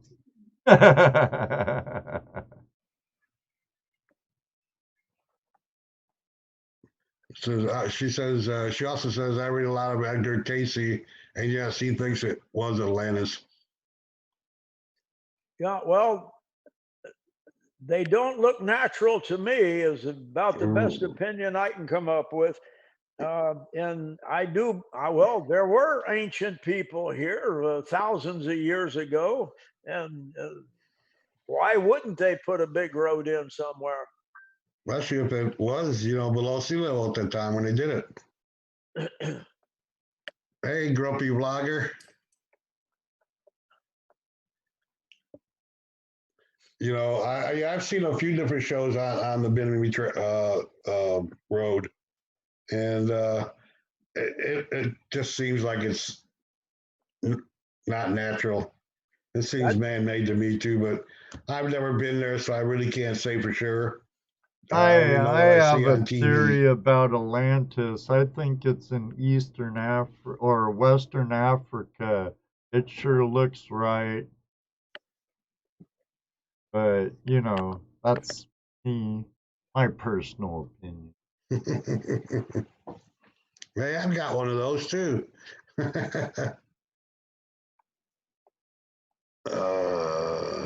Some more questions on here.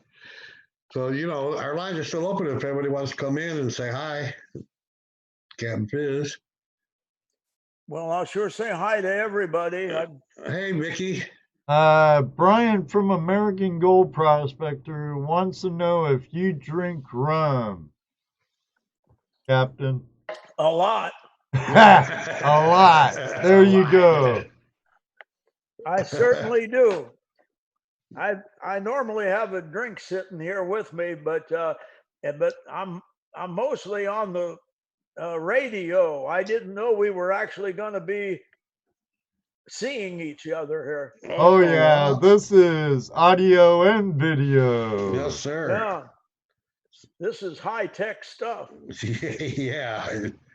I know it's you, and I still can't get over a rotary dial, but I'm getting used to it.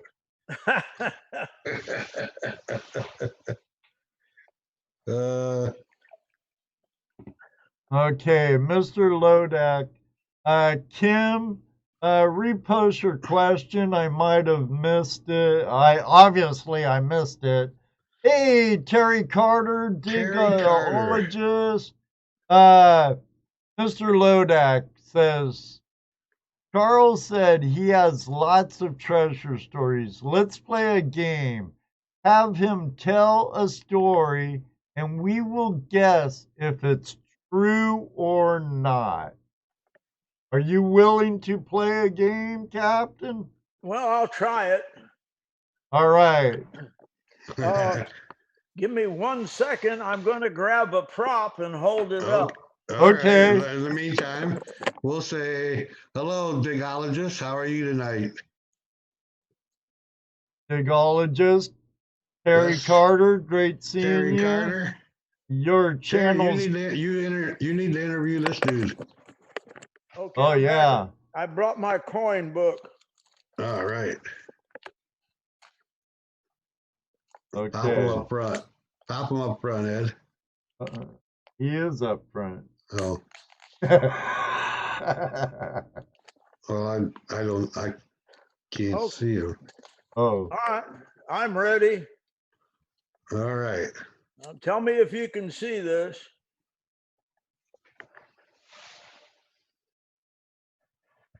Oh, yeah.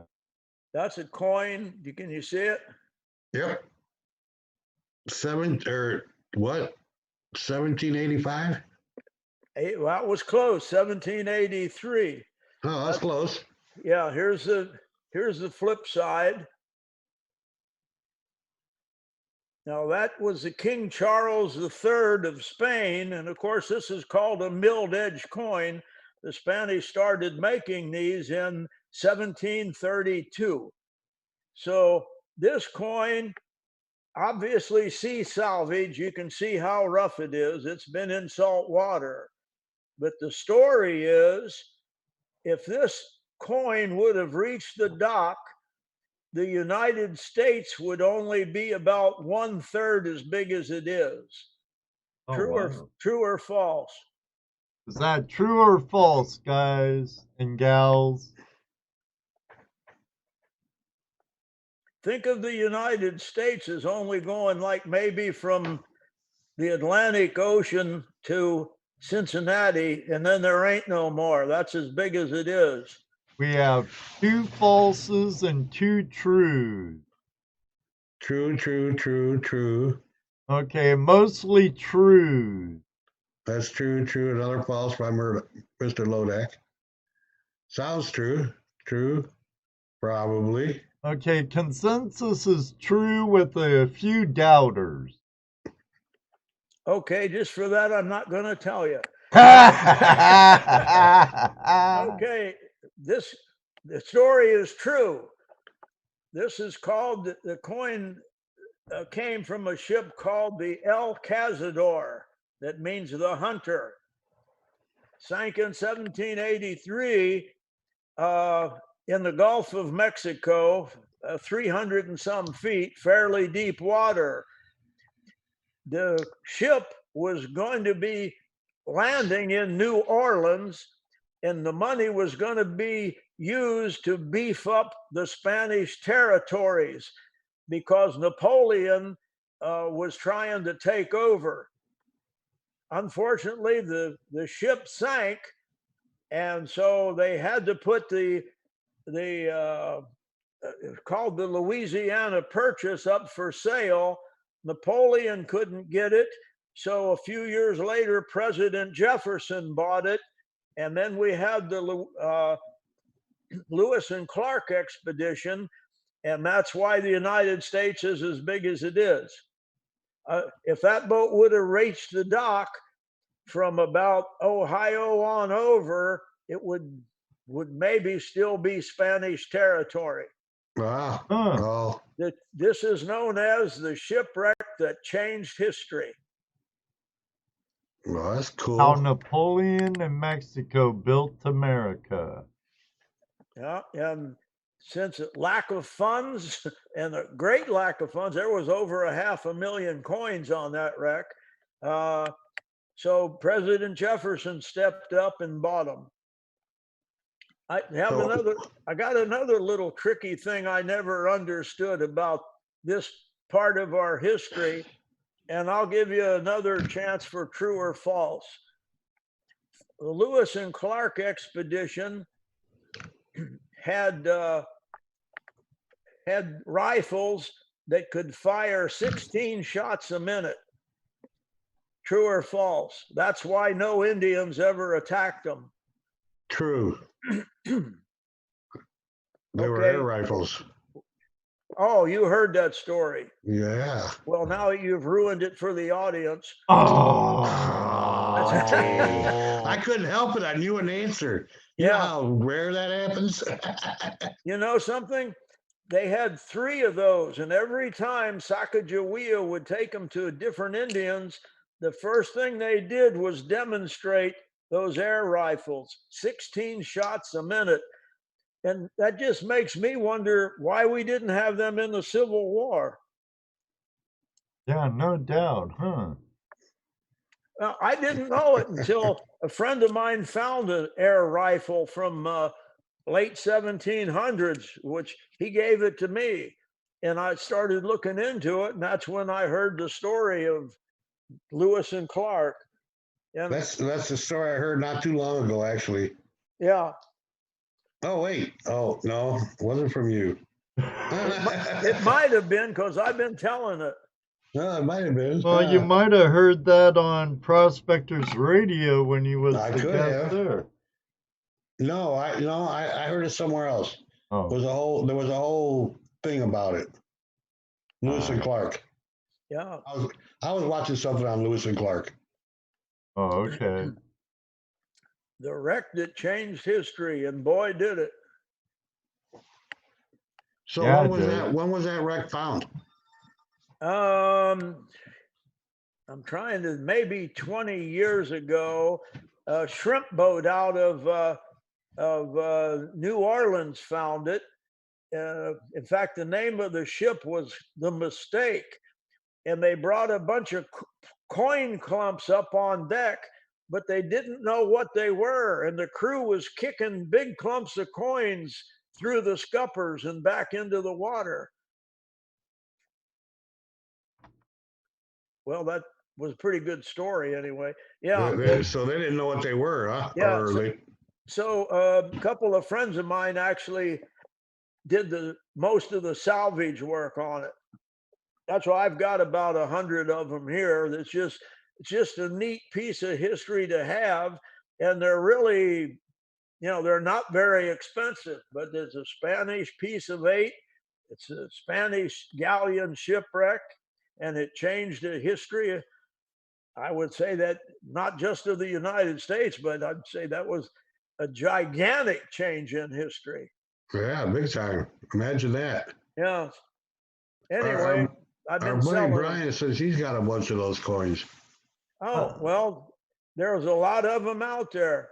Where can the people find your books at? Your website? Yeah. I have them up on my Facebook site all the time. They're also on Scuba Wise, but you spell Wise, W-I-Z-E. That's a website, or on Facebook, or just you can message me on Facebook. And I have 3 of them now. The first one was called Uncharted Waters, and the second one was called Man Overboard.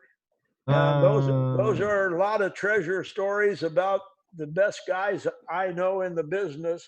I happen to have the links to those 2 books down in the description below, along with carlfismer.com. I don't have Scuba Wise. Jerry just put it up. Thank you. And that's W-I-Z. Oh, there it is. I see it on the rolling thing. That's it. Yeah. Yeah, our most fabulous moderator, Mr. Lodak, he's on the ball. He sure is. He He got is. it right. Zoltan Bose. Anyway, Christmas is coming. You want some treasure books? Get a hold of me. I'll sign them any way you want them, or to whoever the lucky recipient will be on your Christmas list. That's cool. Ed Marvin, flash in your pan. Toledo Jess, for all you people that want to give me a present. Hey, Prospector Josh, how are you tonight? Good night, Kevin. Hey, Josh. I've never found any natural gold nuggets either, but I have seen some off of shipwrecks, I mean. Didn't they, most of the gold get smelted down before it got shipped out? Yeah, most of it was, but a lot of nuggets. The most famous one is about in 1504, an admiral named Bobadilla led a fleet of 50-something ships, and the Spanish record says on one of them, it said a nugget about the size of a plate, maybe 14 inches or so around, a big nugget. Wow. They wrote it as big enough to eat off of. And that's how Jack figured about how big it sank. It's still somewhere out there. It sank real close to between Puerto Rico and the Dominican Republic, but it's in deep water. I'd like to find that one. Yeah, no kidding. Evo Gold Adventure says true. As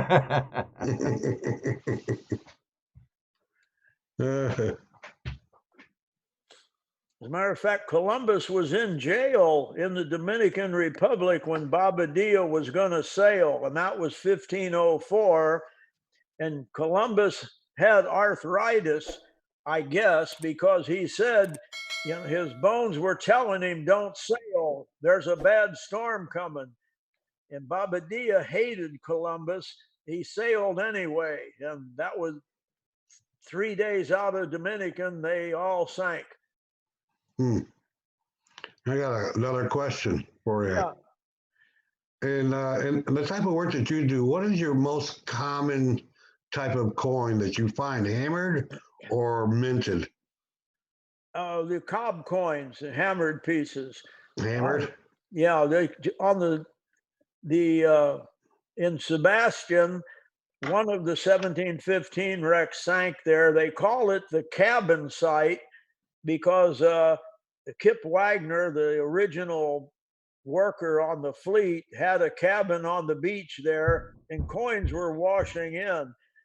I did good. I worked that one site. I picked up over 5,000 coins. Wow. So here's another, we're getting a bunch of questions now. Kim Bristol wants to know, how do hurricanes affect your treasure hunting? Well, quite well. There's a section called the Treasure Coast on the Atlantic side in Florida, and it stretches between Fort Pierce and Sebastian. About 35, 40 miles long is the Treasure Coast. The best time to be out is when the storm's blowing right there, because there's times you can actually see the coins in the water, like in a washing machine. The guys are out there wearing their wetsuits, metal detectors, and picking coins up. And not too long ago, the local sheriff decided to block the bridges and not let anybody go over to the islands because it's too dangerous. But all the deputies were out there metal detecting. We've heard that story before, haven't we? Oh yeah, familiar. uh, Of course, right after a storm is good. Mark Littleton, one of the guys that working with me, he found a gold coin on the beach at Vero Beach. And remember when Irma went through? What was that, 2 years ago or a year? Yeah. Well, in some places, Irma brought sand with her and left it, and in other places, Irma took sand away. And there's a metal detecting club at Vero Beach, and I happened to be doing a show about 2 months after the storm, and I know all them club members, and two guys came in and threw 8 coins on the table, and 3 of them were screamers, big 8 reals, excellent condition. And I said, wow, you guys did good. I said, but how deep were those buried? And he said, well, I got to the beach. I started to turn my machine on and I looked down and said, oh my goodness. And he got down and started picking them up. So sometimes you don't even need a metal detector. Kim says cocaine comes on shore in St. Augustine. I'm sure. What'd he say? Cocaine. Cocaine comes on shore. I see that. Well, it might. I don't know. You don't go looking for it, do you? No, I don't. I'll tell you though, I've been out in the boat when there's been hundreds of square grouper floating there. I never picked any of them up. The guy that I worked with years ago found a 6-gallon fuel can, like it plugs onto your outboard motors, and floating. He picked it up, and when he dumped it out, it was full of coke wrapped in plastic. Oh boy. Yeah, he didn't keep it. He cut it up and threw it back in. You don't want to get caught with that. Yeah, I bet. Yeah, right. Would it be good? Yeah, but I have seen hundreds of square grouper floating at midnight. Square grouper. They call them bundles, right? Yeah, a sight. There for several years, the most popular appliance being sold was the Sears trash masher. Yeah, right. And no kidding, you can find them on islands over in the Bahamas. They're all rusted out these days.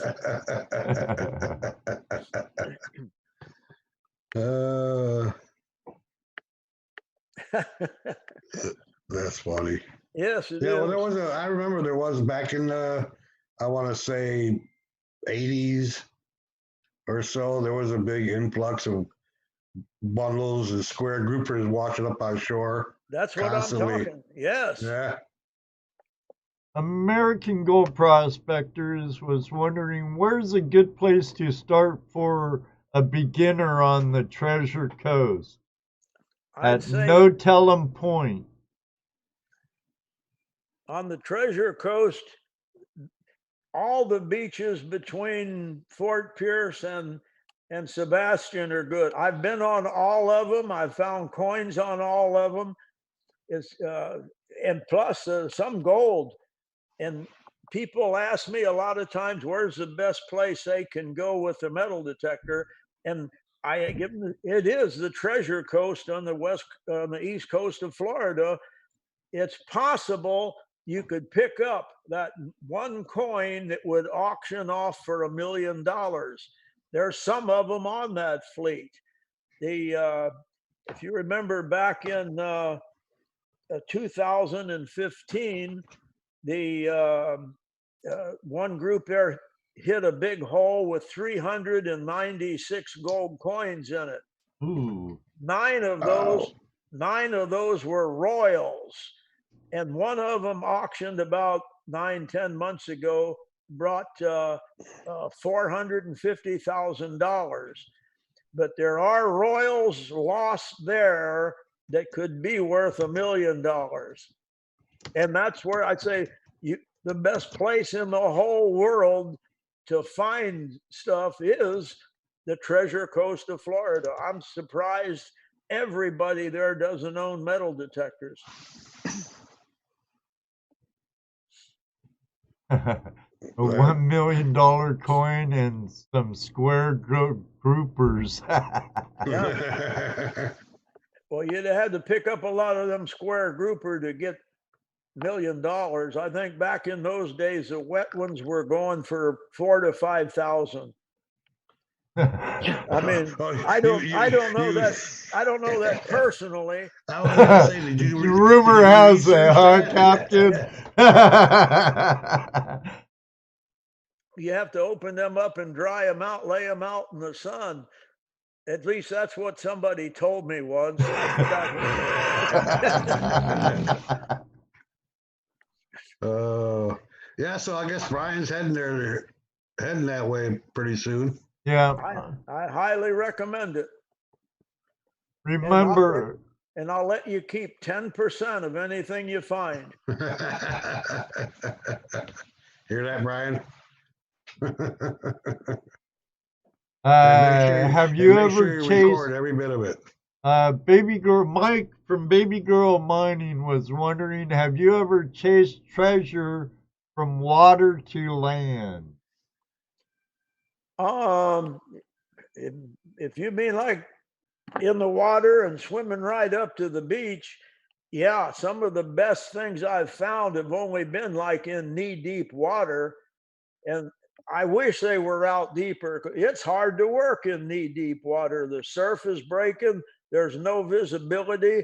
I was metal detecting. I reached down once and grabbed a black sea urchin.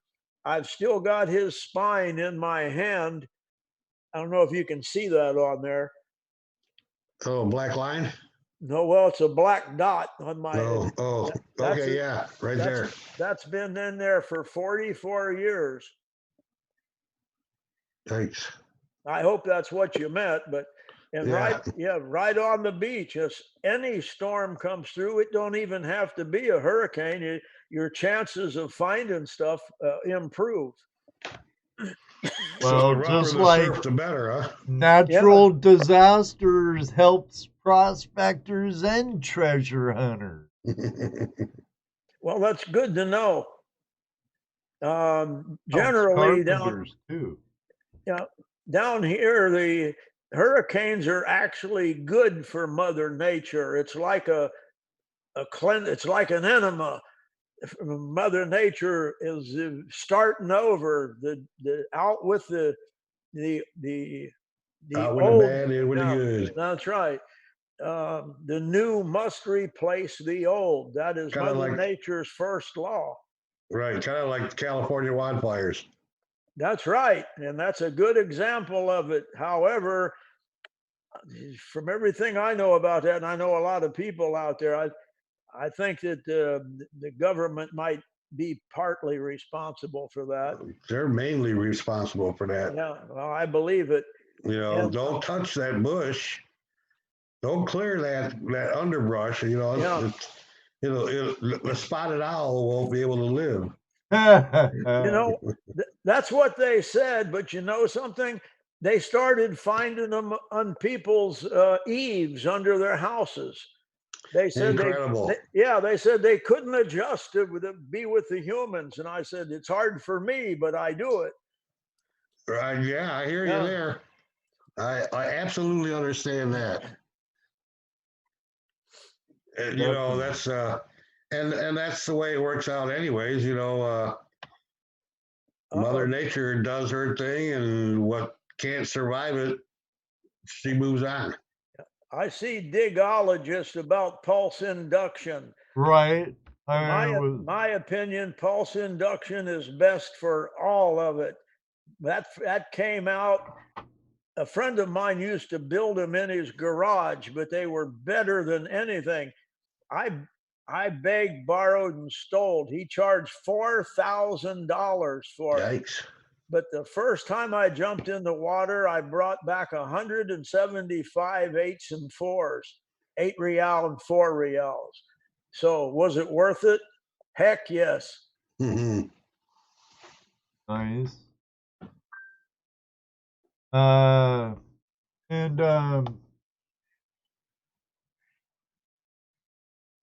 copied and pasted the wrong thing. Oh, So there it is.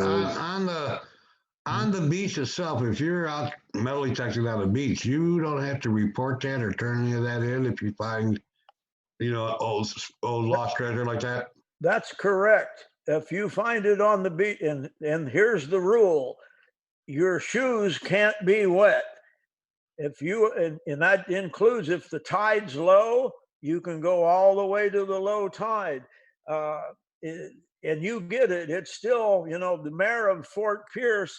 I was helping her a few years ago, putting the word out. Hey, bring your metal detectors to Fort Pierce. And but they're trying real hard to somehow come up with some way to curtail that. The bureaucrats don't want you picking up the $1 million coin on the beach or in the water. Yeah, Well, they want it. Yeah, well, of course they do. They want it. Yeah, they think that the taxpayers will fund them to go treasure hunting when I'm gone. Yeah, they make it illegal for you and then they go do it.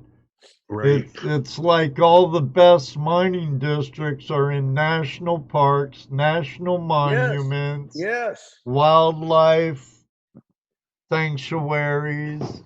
They put them out of bounds.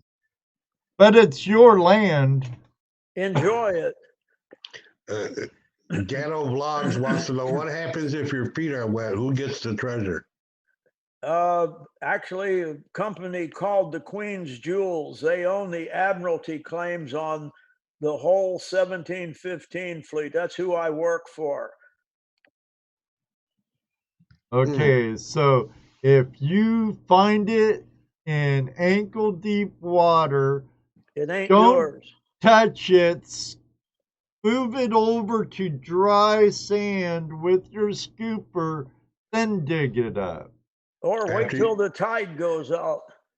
Yeah, there you go. Wait till the tide goes farther out. Or just make sure no one's watching and dry your feet. Bring a change of shoes in your backpack. Now, I think we was on this subject a little bit earlier or a while ago. Yeah. But Brian from American Gold Prospector, what is your favorite coin you found? The one around your neck? Well, yeah, it's just because I found this coin at Jack Haskins' house when I was cleaning it out after he passed. It was in a little blue drawstring bag in the back corner of a junk drawer. And it's the only coin Jack had from the conception. And it's a long, sad story, which it's in my books. Anyway, that's a long, sad story. And this was Jack's coin. And so there's no way I could get rid of it. So I'm wearing it. But I did myself personally find, a few thousand of these coins on the shipwreck this came from. The Conception, 1641. Man, what a life. What a life. And what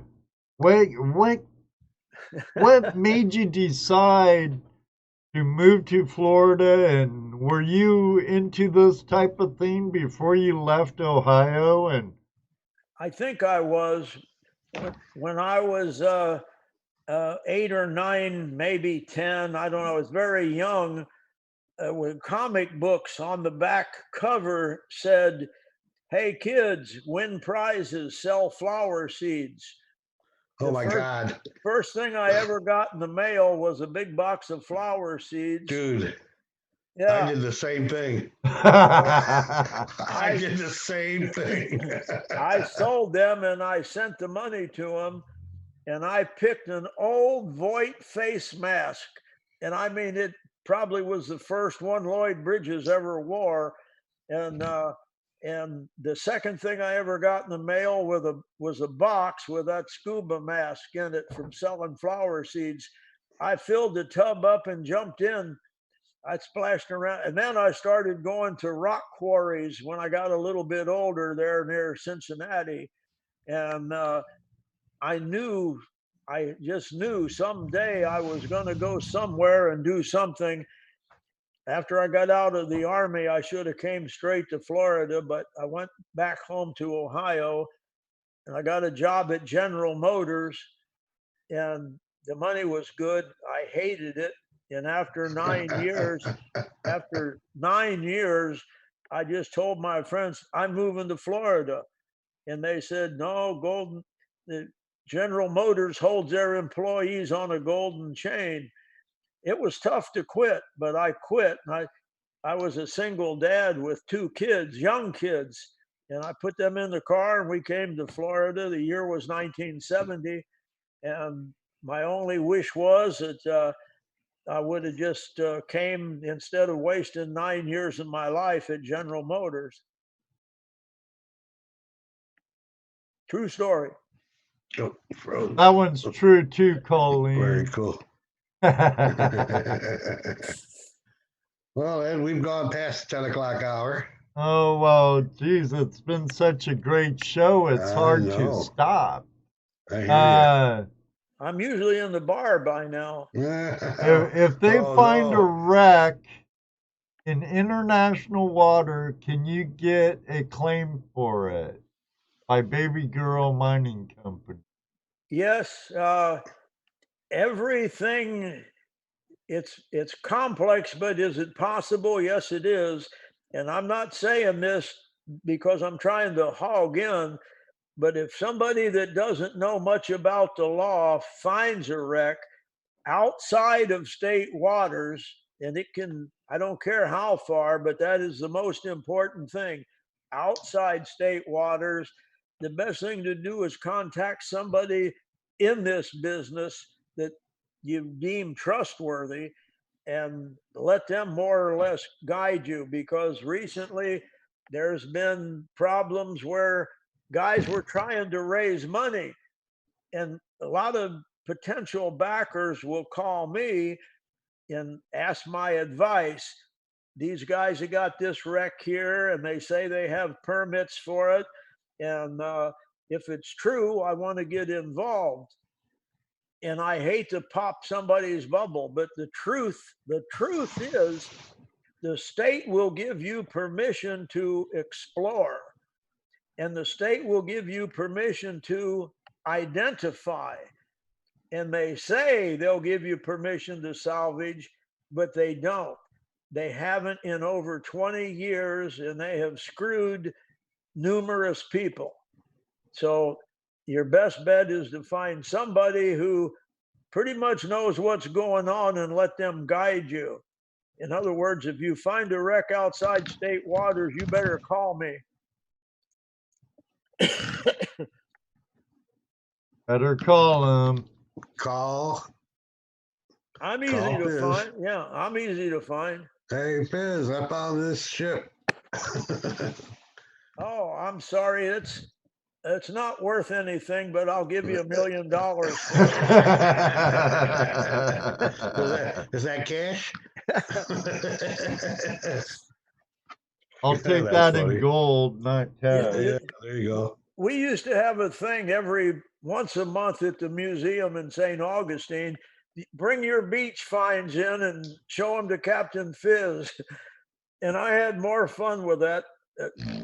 People would bring in counterfeit coins, but they're pewter, and they're the kinds you can buy for 50 cents in the novelty store.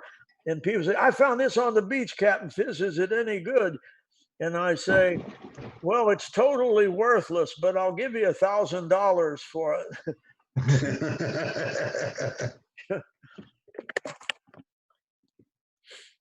So, okay, I got one for you. What have you ever had anybody play pranks on you? You got any?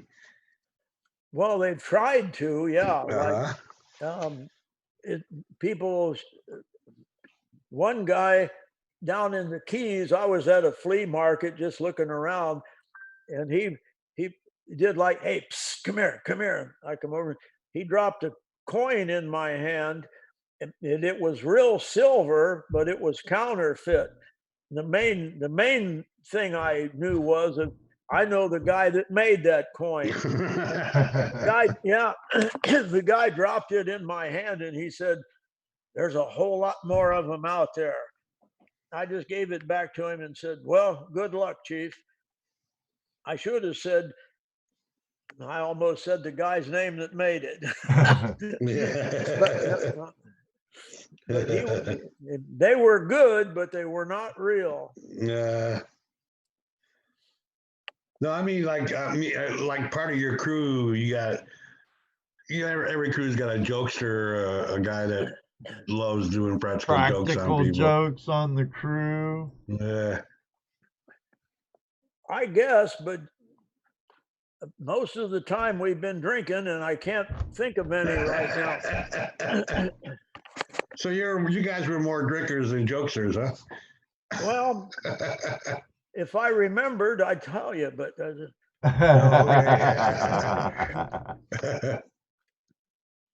well, we have a couple more questions rolling in. Wyoming Gold's Captain, you ever heard of the SS Monte Carlo?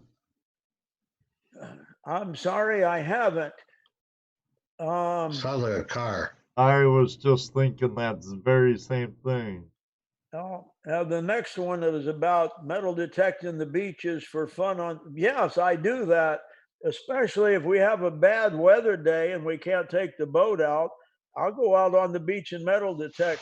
In fact, it was in the early 1980s, I was metal detecting and picking up a coin here and there, and some old guy, I'm an old guy now, but then I wasn't. Some old guy come up to me. He said, "What was that you picked up there?" And I pulled it out of my pocket and I showed it to him. I said, "That's a Spanish coin. It's washing into the beach here from a shipwreck right offshore." He said, "No kidding." And it was encrusted, so it looked like a rock. But if you look really close, you can see the cross on it. And he looked, he said, yeah, that's right. He said, "Is that worth any money?" And back in the early 80s, we were selling them for about $200 to $300, I guess. And I said, "Yeah, it's worth a couple $100 when I clean it up." And he said, "No." And I said, "Well, I think it is." And he said, "I've been walking this beach for 25 years and I picked up lots of those, but I skip them back in the water." He said, "They make great skippers." The first time in my life, I didn't have anything to say. And I should have said, "Where exactly did you throw those in?" But that was, you probably heard that story, the old guy on the beach skipping, but this guy did it. But anyway, yes, I do on bad weather days. So we got an explanation of the SS Monte Carlo. What is it? It's a shipwreck off Coronado from the 1930s. Contains tons of silver, old gaming ship. Coronado, California, San Diego. Sorry. It was a gambling ship. Oh. Well, I've never heard of all the shipwrecks, but I guess that's quite possible. There is a place in the Keys. It used to be legal to go there, but it's inside state waters. It was a gambling casino built out there, and you can still see on the aerial pictures where that thing was. We went out there poking around a bit, but mostly just found junk. See, Bob Drake from Down East Detective and Prospecting says, "My white whale as a detector is a pine tree shilling." Yeah, I just saw that. No, I wish I had. But you guys up north that do land metal detecting, you got the world. But I went up to New York, Pennsylvania, and New Jersey on a tour, book signing tour there 2 years ago. And I am amazed at the gold rings and things that those guys are finding up there. They're doing, I used to think, and then the old coins like the pine tree shillings and some of the very first U.S. minted coins, they're worth a lot of money. Yeah, down east detecting and prospecting, that's our buddy Bob Square Nails. He finds lots of square nails. Uh-huh. Well, I found a couple boxes full of them. Yeah, no, that would have, I don't know if I would have, I don't know. I'm thinking going, you're going through all that. Oh, it's a treasure chest full of gold. You open it up, and it's nails. Yeah, well, And I wanted to open a vein, but I settled for a bottle of rum. And Bob, Down East Detecting and Prospecting, thank you very much for the $5 super chat. oh, absolutely. I Thanks, appreciate it. That helps with shipping, handling, and other channel costs. I appreciate it. I have a question for you, Captain. Okie dokie. What was your most scariest event or the most scariest situation you've been in while you've been treasure hunting?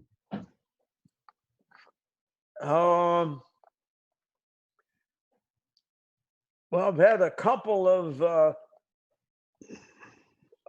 kind of deep water dives where the weather turned really bad and I'm on the bottom metal detecting and I saw my anchor flopping, jumping up and down and went right past me. That scared me real good.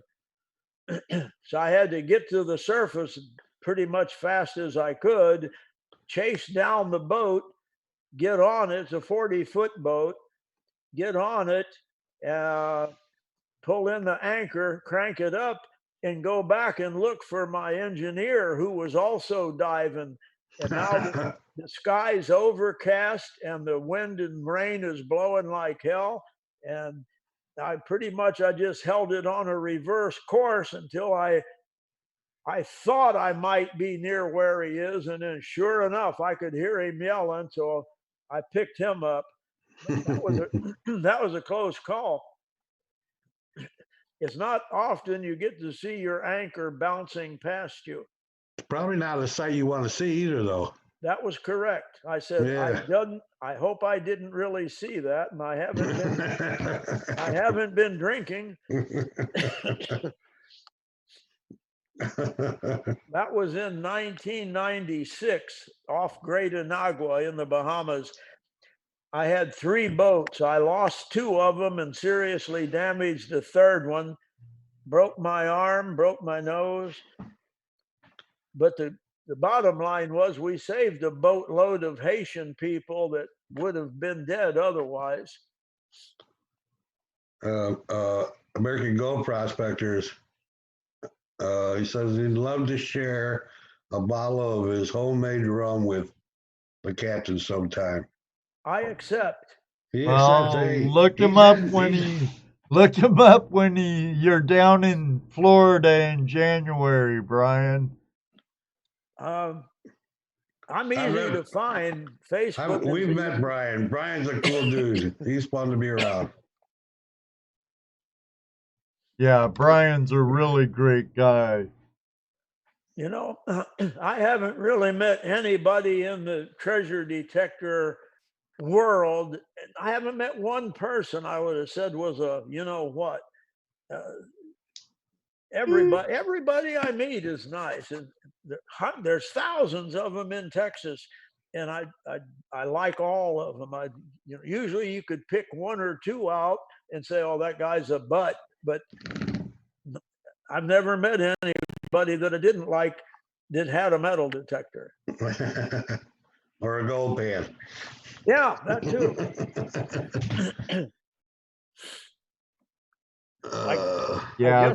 The treasure hunting community in whole, that band of the hand of us, all fingers, just such an awesome community. Uh-huh. What about, do you have any problems with sharks while you're diving? Do they scare you? Do they bother you? No, they don't really. In fact, sharks get a bad rap. And the one, I guess, my big pet peeve, one of them, is all that shark finning going on. Yeah, I've seen that where they're catching sharks and cutting their fins off and just let them fall. And then throwing them right back in. Right. One day, I was out near the Marquesas, and I ran across 11 sharks all laid out over about a 50-yard area, all dead. One of them was a pretty big hammerhead. And it's the only time I ever called the police. Are the fins the only good part of the shark? No, you can eat them. Oh, shark steak's delicious. I know I've had shark fin before. Isn't it shark fin soup like aphrodisiac or something for the Japanese? Well, that's what they say. Seems like everything's an aphrodisiac to those guys. Yeah, rhino horns. Right. That's just kind of a pet peeve with me. I don't mind you catch a shark and you eat it. That's fine. But the rest of it's mass murder. You just catch them. Oh, I agree. That's a horrible death. You just cut their fins off and throw them back in, for crying out loud. Don't let me catch you doing that. The shark is so important to the ocean's ecosystem. They are. And I don't like to be on the teeth end of one. I've never had, thank God. Knock on wood.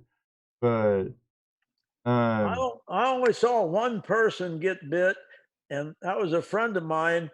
It was a nurse shark, and they like to stick their head under ledges and take naps, I guess.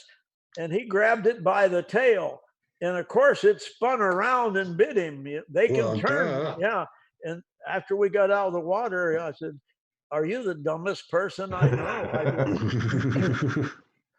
And usually those nurse sharks won't bite you unless like you step on them or they usually just kind of try to stay away from you. Or you grab their tail when they're taking a nap. Yeah. Oh, they're like a lot of venomous snakes. They're not out looking for man to bite man, Yes. They do it because they feel threatened, or you spook them and do something stupid, or grab it by a tail, and that's pretty stupid. I've been in the water with thousands of snakes during mating season, and they're all deadly poison. In fact, the whole story's in my books, but it was to the point where I had to stand on the edge of the boat and wait for a swell to come up, and it would open up a hole in the snakes, and I could jump through it. That is a true story. Wow.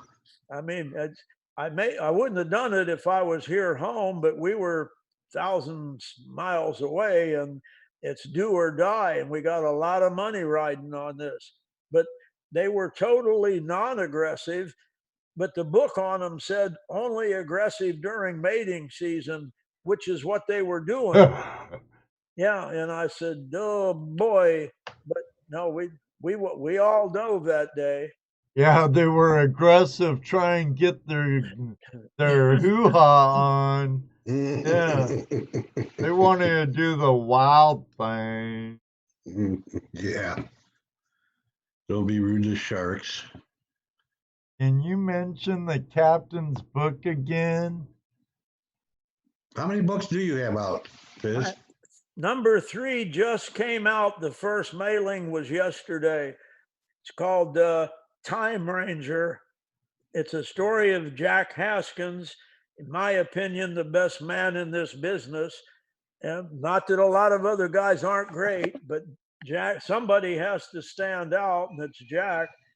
The luckiest thing that ever happened to me was I worked with him for 32 years. Can you see that? Yep. Yeah. That's Time Picture of Ranger. Jack Haskins. Yeah, and that's Jack on the cover, taken while he was in the Archive of the Indies in Seville, Spain. There's over 300 years of Spanish galleon shipping records, and Jack has a stack of them in front of him right there. And friends, this can be your book for the low, low price of $20. Just And where can you get that at? You can contact me on Facebook or www.scubawize.com and carlfismer.com. In fact, I don't think Time Ranger's even on there. The other books are on there. This one, like I said, just yesterday. So I'm going to start spreading it out on Facebook and my other sites. No, they can just contact you private message on Facebook. Yeah, you can do that. Okay, cool. And so you said 3 of them. That was one. What was the other 2? Yeah, I have the first one I wrote was this one right here. Can you see it? Uncharted Waters: The Life and Times of Captain Fizz. I'll have the link down in the description below for all 3 books. Yeah, there you go. And Jaren's got it up. Scuba Wise. Here's number 2, Man Overboard. Captain Fizz and the Treasure Biz, huh? And that's about the business itself? Yes, and they have treasure stories, and this comes with a DVD in the back. Oh, cool. Yeah, if you get tired reading, pop that in, and you'll hear me and Sam Milner as we're drinking rum and telling stories. Oh, cool. All links are available also down in the description. If you don't mind helping out the channel a little, those are affiliate links. Or you could go to the link in the chat now to Scuba Wise. Sorry, Captain. And Charlie Reiser, thank you very much for the $9.99 super chat. Phenomenal episode. I agree. You bet. Phenomenal guest. And let me say hello to Heavy Metal Detective Bostic. Welcome. Welcome, damn prospecting perverts. What? Oh, he came in. He logged in right at getting their hoo-ha on is when he came in. Hello, Anthony T-Bone. Anyway, the books, if you want them for Christmas, please get them now because that's next month, and I'm a one-man operation. So I can get them to you insured mailing in time for Christmas, but please, if you're going to, do it quick. I can sign them anyway to whoever you want me to sign them to. Cool. I have to put my order in. Yeah, me too. Of course, I'm on a fixed income, so I got to wait till next week. And they're all on Amazon too. Oh, okay, cool. Yeah.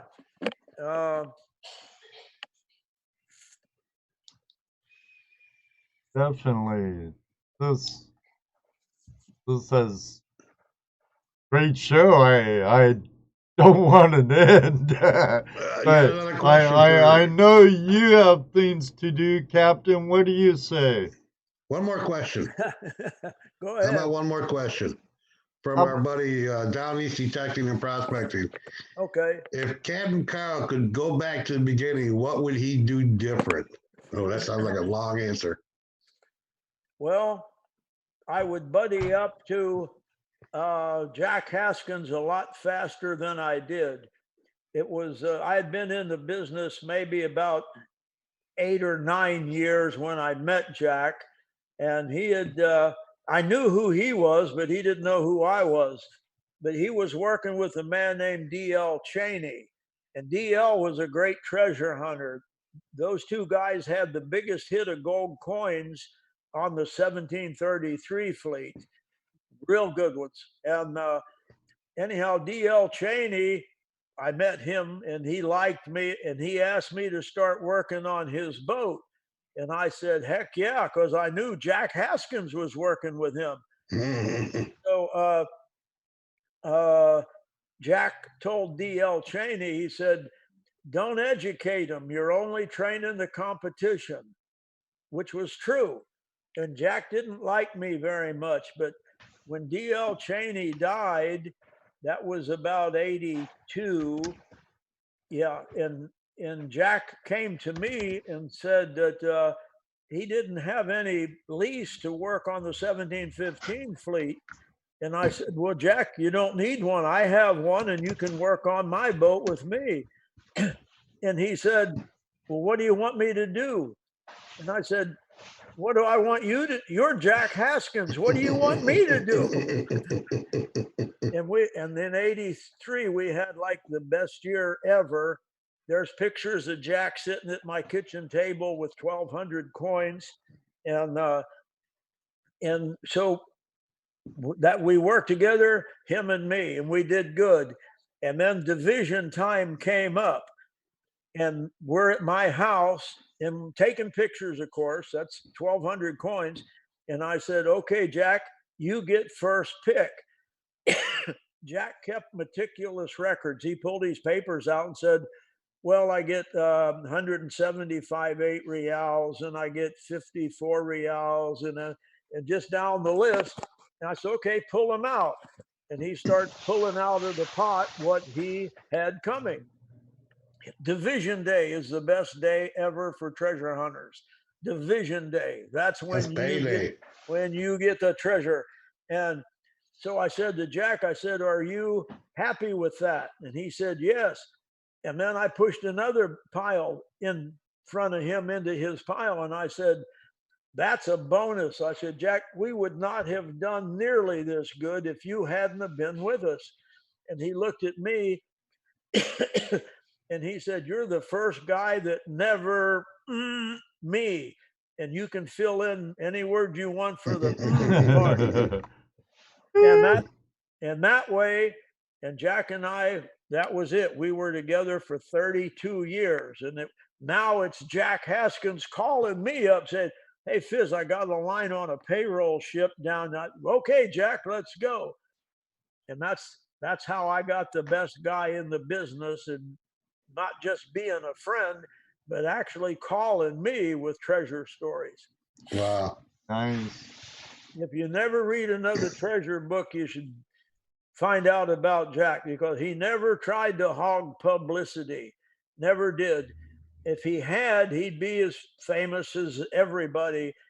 Yes, I try to hog publicity, but I don't do it because my ego needs a boost. When Mel Fisher started in Florida in the 1960s, the coin I'm wearing around my neck is 8 real. Mel was selling those for $5 a piece. Wow. And by the time Mel left us, he was getting 3,500 a piece. Now, and people were happy to have pictures with Mel and take. So, yes, I said, I would like to sell these coins for $3,500, but I want people to like me when they buy them instead of hate me when they find out they could have got them cheaper. So, yeah, I'm a publicity hog. I've been on 24 magazine covers. I've made a lot of TV stuff. I do a lot of appearances, but that's because before I leave this world, Mel had a PR lady named Bleth McKaylee, and she was part of the reason why Mel got in every newspaper, every magazine, all the TV, all the news. They made a movie about Mel with Dale Roberts. Yes, and the pygmies in Africa know who Mel Fisher is. And that's where I would like to get before my time comes here to the end. And that's why I do what I do. That's why I'm probably right here now talking to you. I'll tell you what, I feel honored that you're here with us. If you, same here, if you feel like visiting your home state here in May, The 2nd and 3rd of May, the GPAA is having a Golden Treasure show in Columbus. Uh-huh. I assume they'll be advertising it. Oh Oh, yeah. yeah. Well, somebody can shoot that onto my Facebook. We're going to be working the fleet, but now that I've got Mark Littleton and Bradley Williamson, and we're going to have one or two other guys floating in and out with us, I might be able to get away for a couple of days. It's a maybe. Well, here, I'll Yeah. shoot you a invitation right now. Almost. Almost. Right, Yeah, that would be cool to meet you there because right we now. we typically, the three of us, Daniel's not with us tonight, but the three of us and a few other people worked a painting booth, a demonstration booth Yeah. at the gold shows. That's Uh-huh. that's where we would be. You know. Yeah, well, I've been to lots of shows. The biggie in the dive business is called DEMA, D-E-M-A, Dive Equipment Manufacturers Association. Right. I did that for at least 20 straight years, and then when I just burned out on it. But I'm going to go back this year one more time, and the Scuba Wise thing is taken off. The people will. I think the price is $360 for one whole day, but it includes classes, questions and answers, hands-on stuff, and 2 dives on 2 different Spanish galleons from the 1733 fleet, where you can actually see how that wreck lays out. We have a 12-foot cannon that from the San Jose, the thing coming down off of a big, maybe 20, 30-foot wave, and the cannon broke loose and shot right through the gunnel, just ran right through it and landed on top of a coral head in the firing position. That's the best photo op in the ocean. We've had I take hundreds of people there just to get their picture taken at that cannon. And I tell them, I say, be careful, that's loaded. But I'll tell you how, in the history of it, that cannon landed on that coral head when President George Washington was 1 year old. Wow. Wow. Wow. So you guys want to go and dive in? We take snorkelers there too.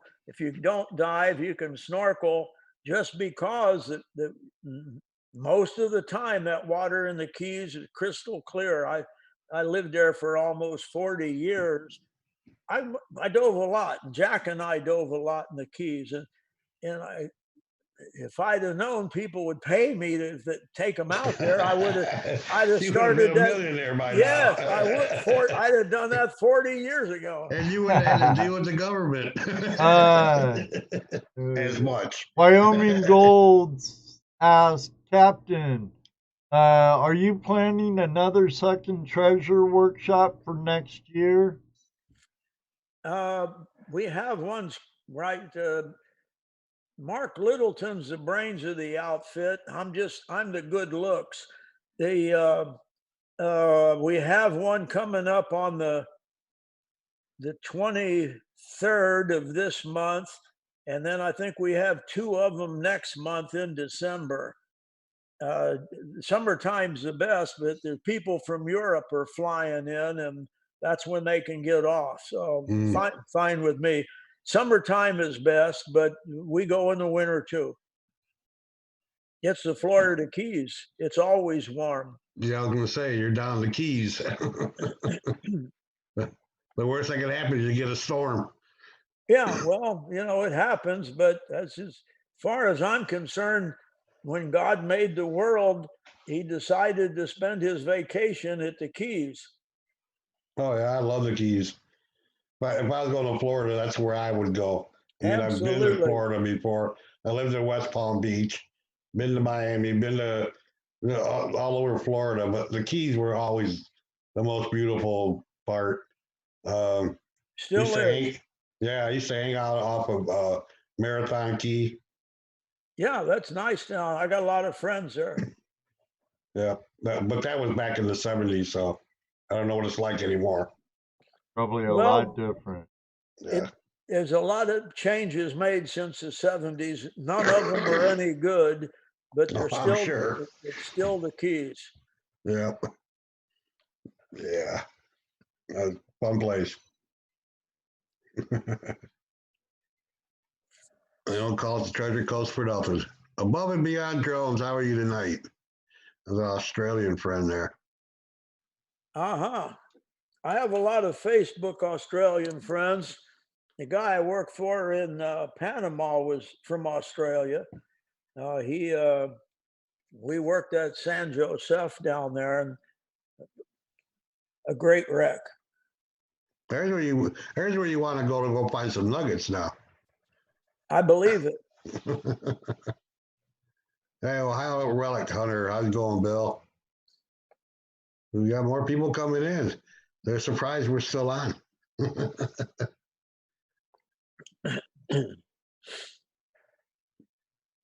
Let's see. What?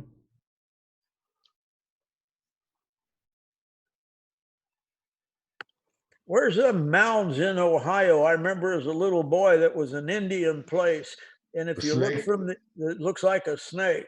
Yes, those Yeah, are. that's down by Chillicothe, isn't it? Right. Or Yeah, in between Cincy and Chillicothe? somewhere in that area, I believe. I can remember I went there as a little kid, I don't know, maybe 10. It was interesting. I remember seeing them behind the glass. They had Oh, yeah. they're in Picowa, Newark, and Serpent Mound in Picowa. I thought they were farther south. Huh. Wow, they're that close, and I've never been to them. Yeah, same here. Damn, that's less than that's a day trip. Yeah, it is. Yeah, We'll have to go there. I remember that. I see Jelly Bear got married in Isla Mirada. Wish you lived there. I wish I lived there. I did live there. Strangely enough, when I was living in Isla Mirada, George Bush #1 was my next door neighbor. Yeah.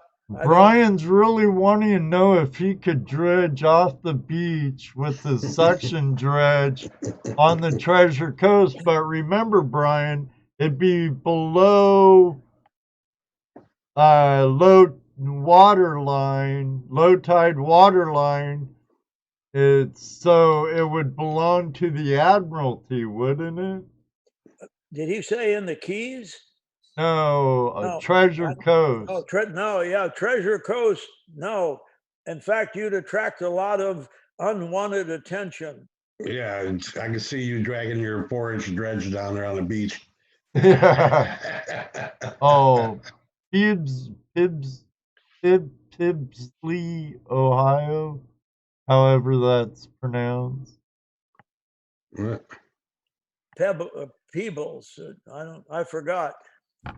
I remember when I moved to Florida, my mom was worried about the hurricanes, and a year later, the tornado took Xenia, Ohio, off the map. Oh yes. You guys remember that? I remember that, Xenia. That's been 71, I think. Yeah, somewhere in the early 70s. Yeah. Oh yes, I remember. I even remember the car I had then. God. What my mind thinks of sometimes. Yeah. Amazing. Oh, I'd love to have you back sometime, Captain, in the future. Sure. I know I kept you about an hour longer than I said I would. But geez, it's been too good of a show, really. No kidding. I've It's been fun. I've been loving the stories and everything. It's been awesome having you. Yeah, well, we can do it again. Oh, that'd be great. It'll be a little more prepared for you this time. Next That's time. right, Bob. Biz is Uh-huh. the treasure himself. Yeah, you bet. Yeah, what's odd is that last year I was at that show in Texas. I was a guest speaker. And sure enough, I'm out there. A guy raises his hands. I said, "Yeah." He said, "Hey, you know something, Fizz?" He said, "You're just about the last of the old timey guys." And I said, "Well, thank you for pointing that out." Thanks for letting me know what I already know. Yeah, it's on my mind every day. It's who's gone today? Well, they're all gone but you. Oh man. So I don't know if Terry Carter's still in the room or not. I don't know. Terry Carter, he does interviews with a lot of the old treasure hunters from out west, Utah, out that way. But he records these, and he's doing this so that these stories remain, so they don't get lost. Because with age, we lose some stories. So he goes around and he calls and does interviews with treasure hunters and people that know stories. And I'm sure that if you guys got together, that would be another awesome video, another page for his or a chapter for his treasure videos. That's a great idea. Terry Carter, are you still here? He's actually a really great guy too. We've had him on our show a couple of times as a guest and a call-in. Right. He's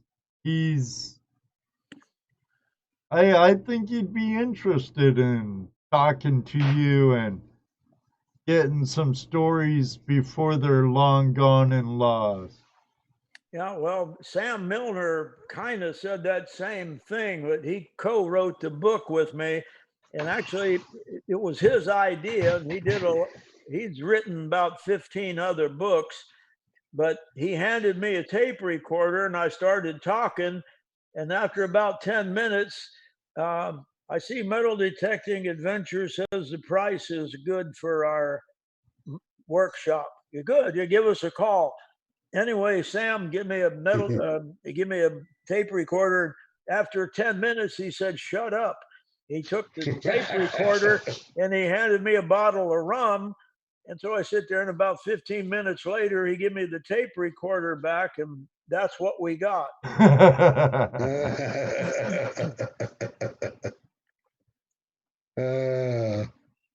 Yeah, but I think that would make a good interview for him. I mean, Terry's a good guy. He does some really great YouTube videos. If you want to learn about old treasure stories and stuff like that, that's a channel. Terry Carter. Well, I might want to tell you that a lot of the Time Ranger book is directly from Jack, because he had written many notes, many pages. He almost wrote a book once, and what he did write is in a lot of this is actually coming straight from Jack. Sam and I went through thousands of pages, notebooks, and messages, and anyway, but it's good to have at least as much recorded as we can. Right. Oh, absolutely. Because like I said, like Terry says, the stories are disappearing, just like the guys, the old timers. We're only around for so long. That's right. Yeah. And I'm about the last. Well, thank you for pointing that out. You're welcome. But Yeah, Jelly Bear, I agree. If Captain Fizz can make it to the GPA Gold and Treasure Show, how great would that be? That would be great. Definitely.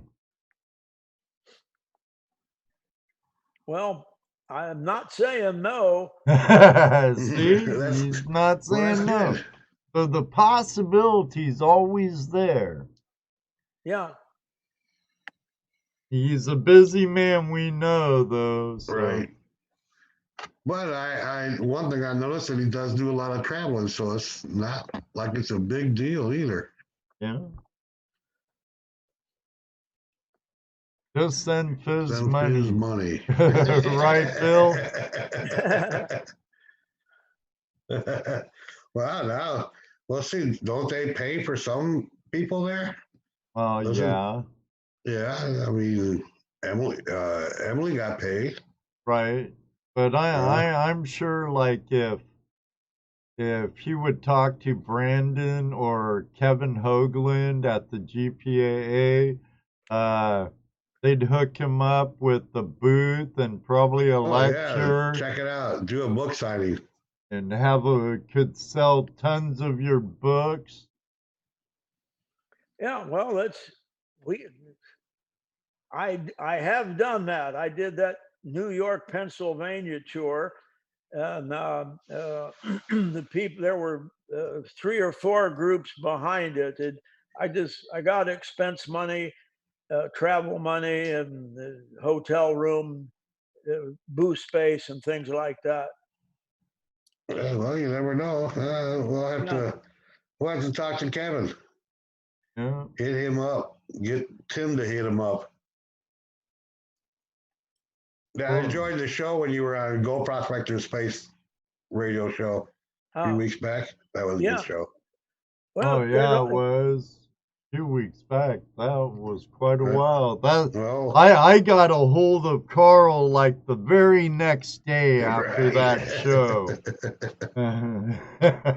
That's right. Yeah, I remember that. I'm like, yeah, we need him on. Absolutely. Definitely. Well, I tell them other guys, I said, when your ratings are low, get Fizz on the show. I like. Hey, absolutely. Hey, that's pretty good. I like you that. like that. Yeah. Write that down. Definitely. Yeah, I like that idea of a book signing there. That would be kind of cool. Yeah, I bet you they're into all types of treasure. I know Kevin Hoagland knows who you are. Yeah, hit while the iron hot. Definitely. Oh, I'm sorry, but I do need to cut it. Get this wrapped up. Fizz. I gotta wake up early in the morning and pour some concrete. Joy. Oh, better you than me. Yeah. I love being retired. One day, Jesse, one day.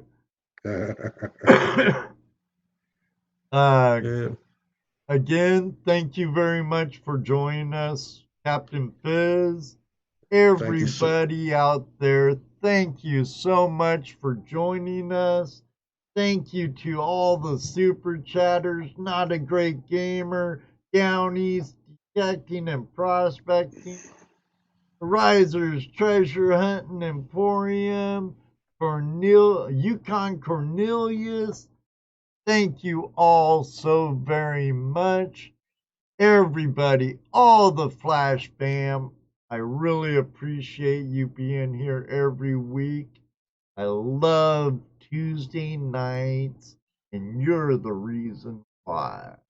Benzo says he's waiting for part 2 already. Oh, we'll get it scheduled, brother. We'll get it scheduled. Jesse, as always, thank you, my good friend. And Dano missed the wrong night.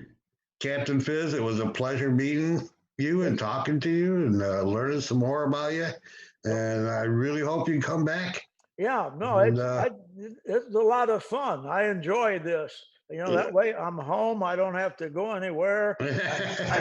I have a drink sitting off camera that nobody sees. There you go. So anyway, yeah, good. I'll do it again. Oh, awesome. We'd Love love having to you back. have you back, Captain. And anytime you feel froggy on a Tuesday night, Oh, yeah. join us Absolutely. in the chat, call in. Sure. You got something to announce? You got something to tell us about? Some new news or something happening that you want everybody to know about? You can always come out here Tuesday nights, hang out live, That's and good. let us know. I got the link now. No Yeah, problem. that's cool. Okay, So, thank you yeah, guys. really appreciate it. And Oh, we'll it hope to was see you our in person. pleasure. Thank Yeah. you. Maybe you know what Ed's going to say. Yeah, on that note, everybody, thank you. And until next week, may you always have a flash in your pan. And I already said it. Yeah, you did. Maybe one day, too, you'll meet us on the river, the beach, maybe a boat. Good night, never know. everybody. Thank Night, you for everyone. joining us.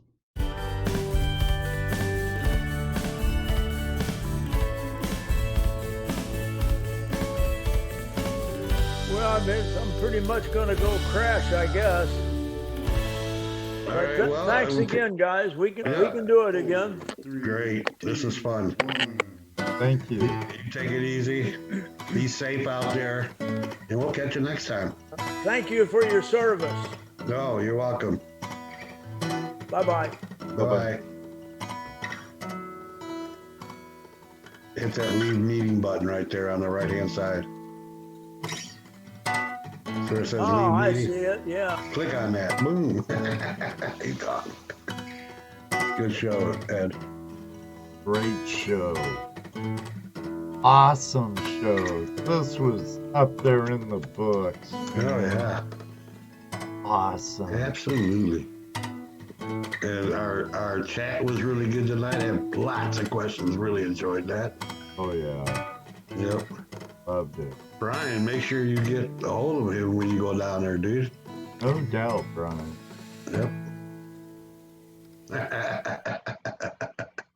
Plop, plop, fizz, fizz as a new meeting.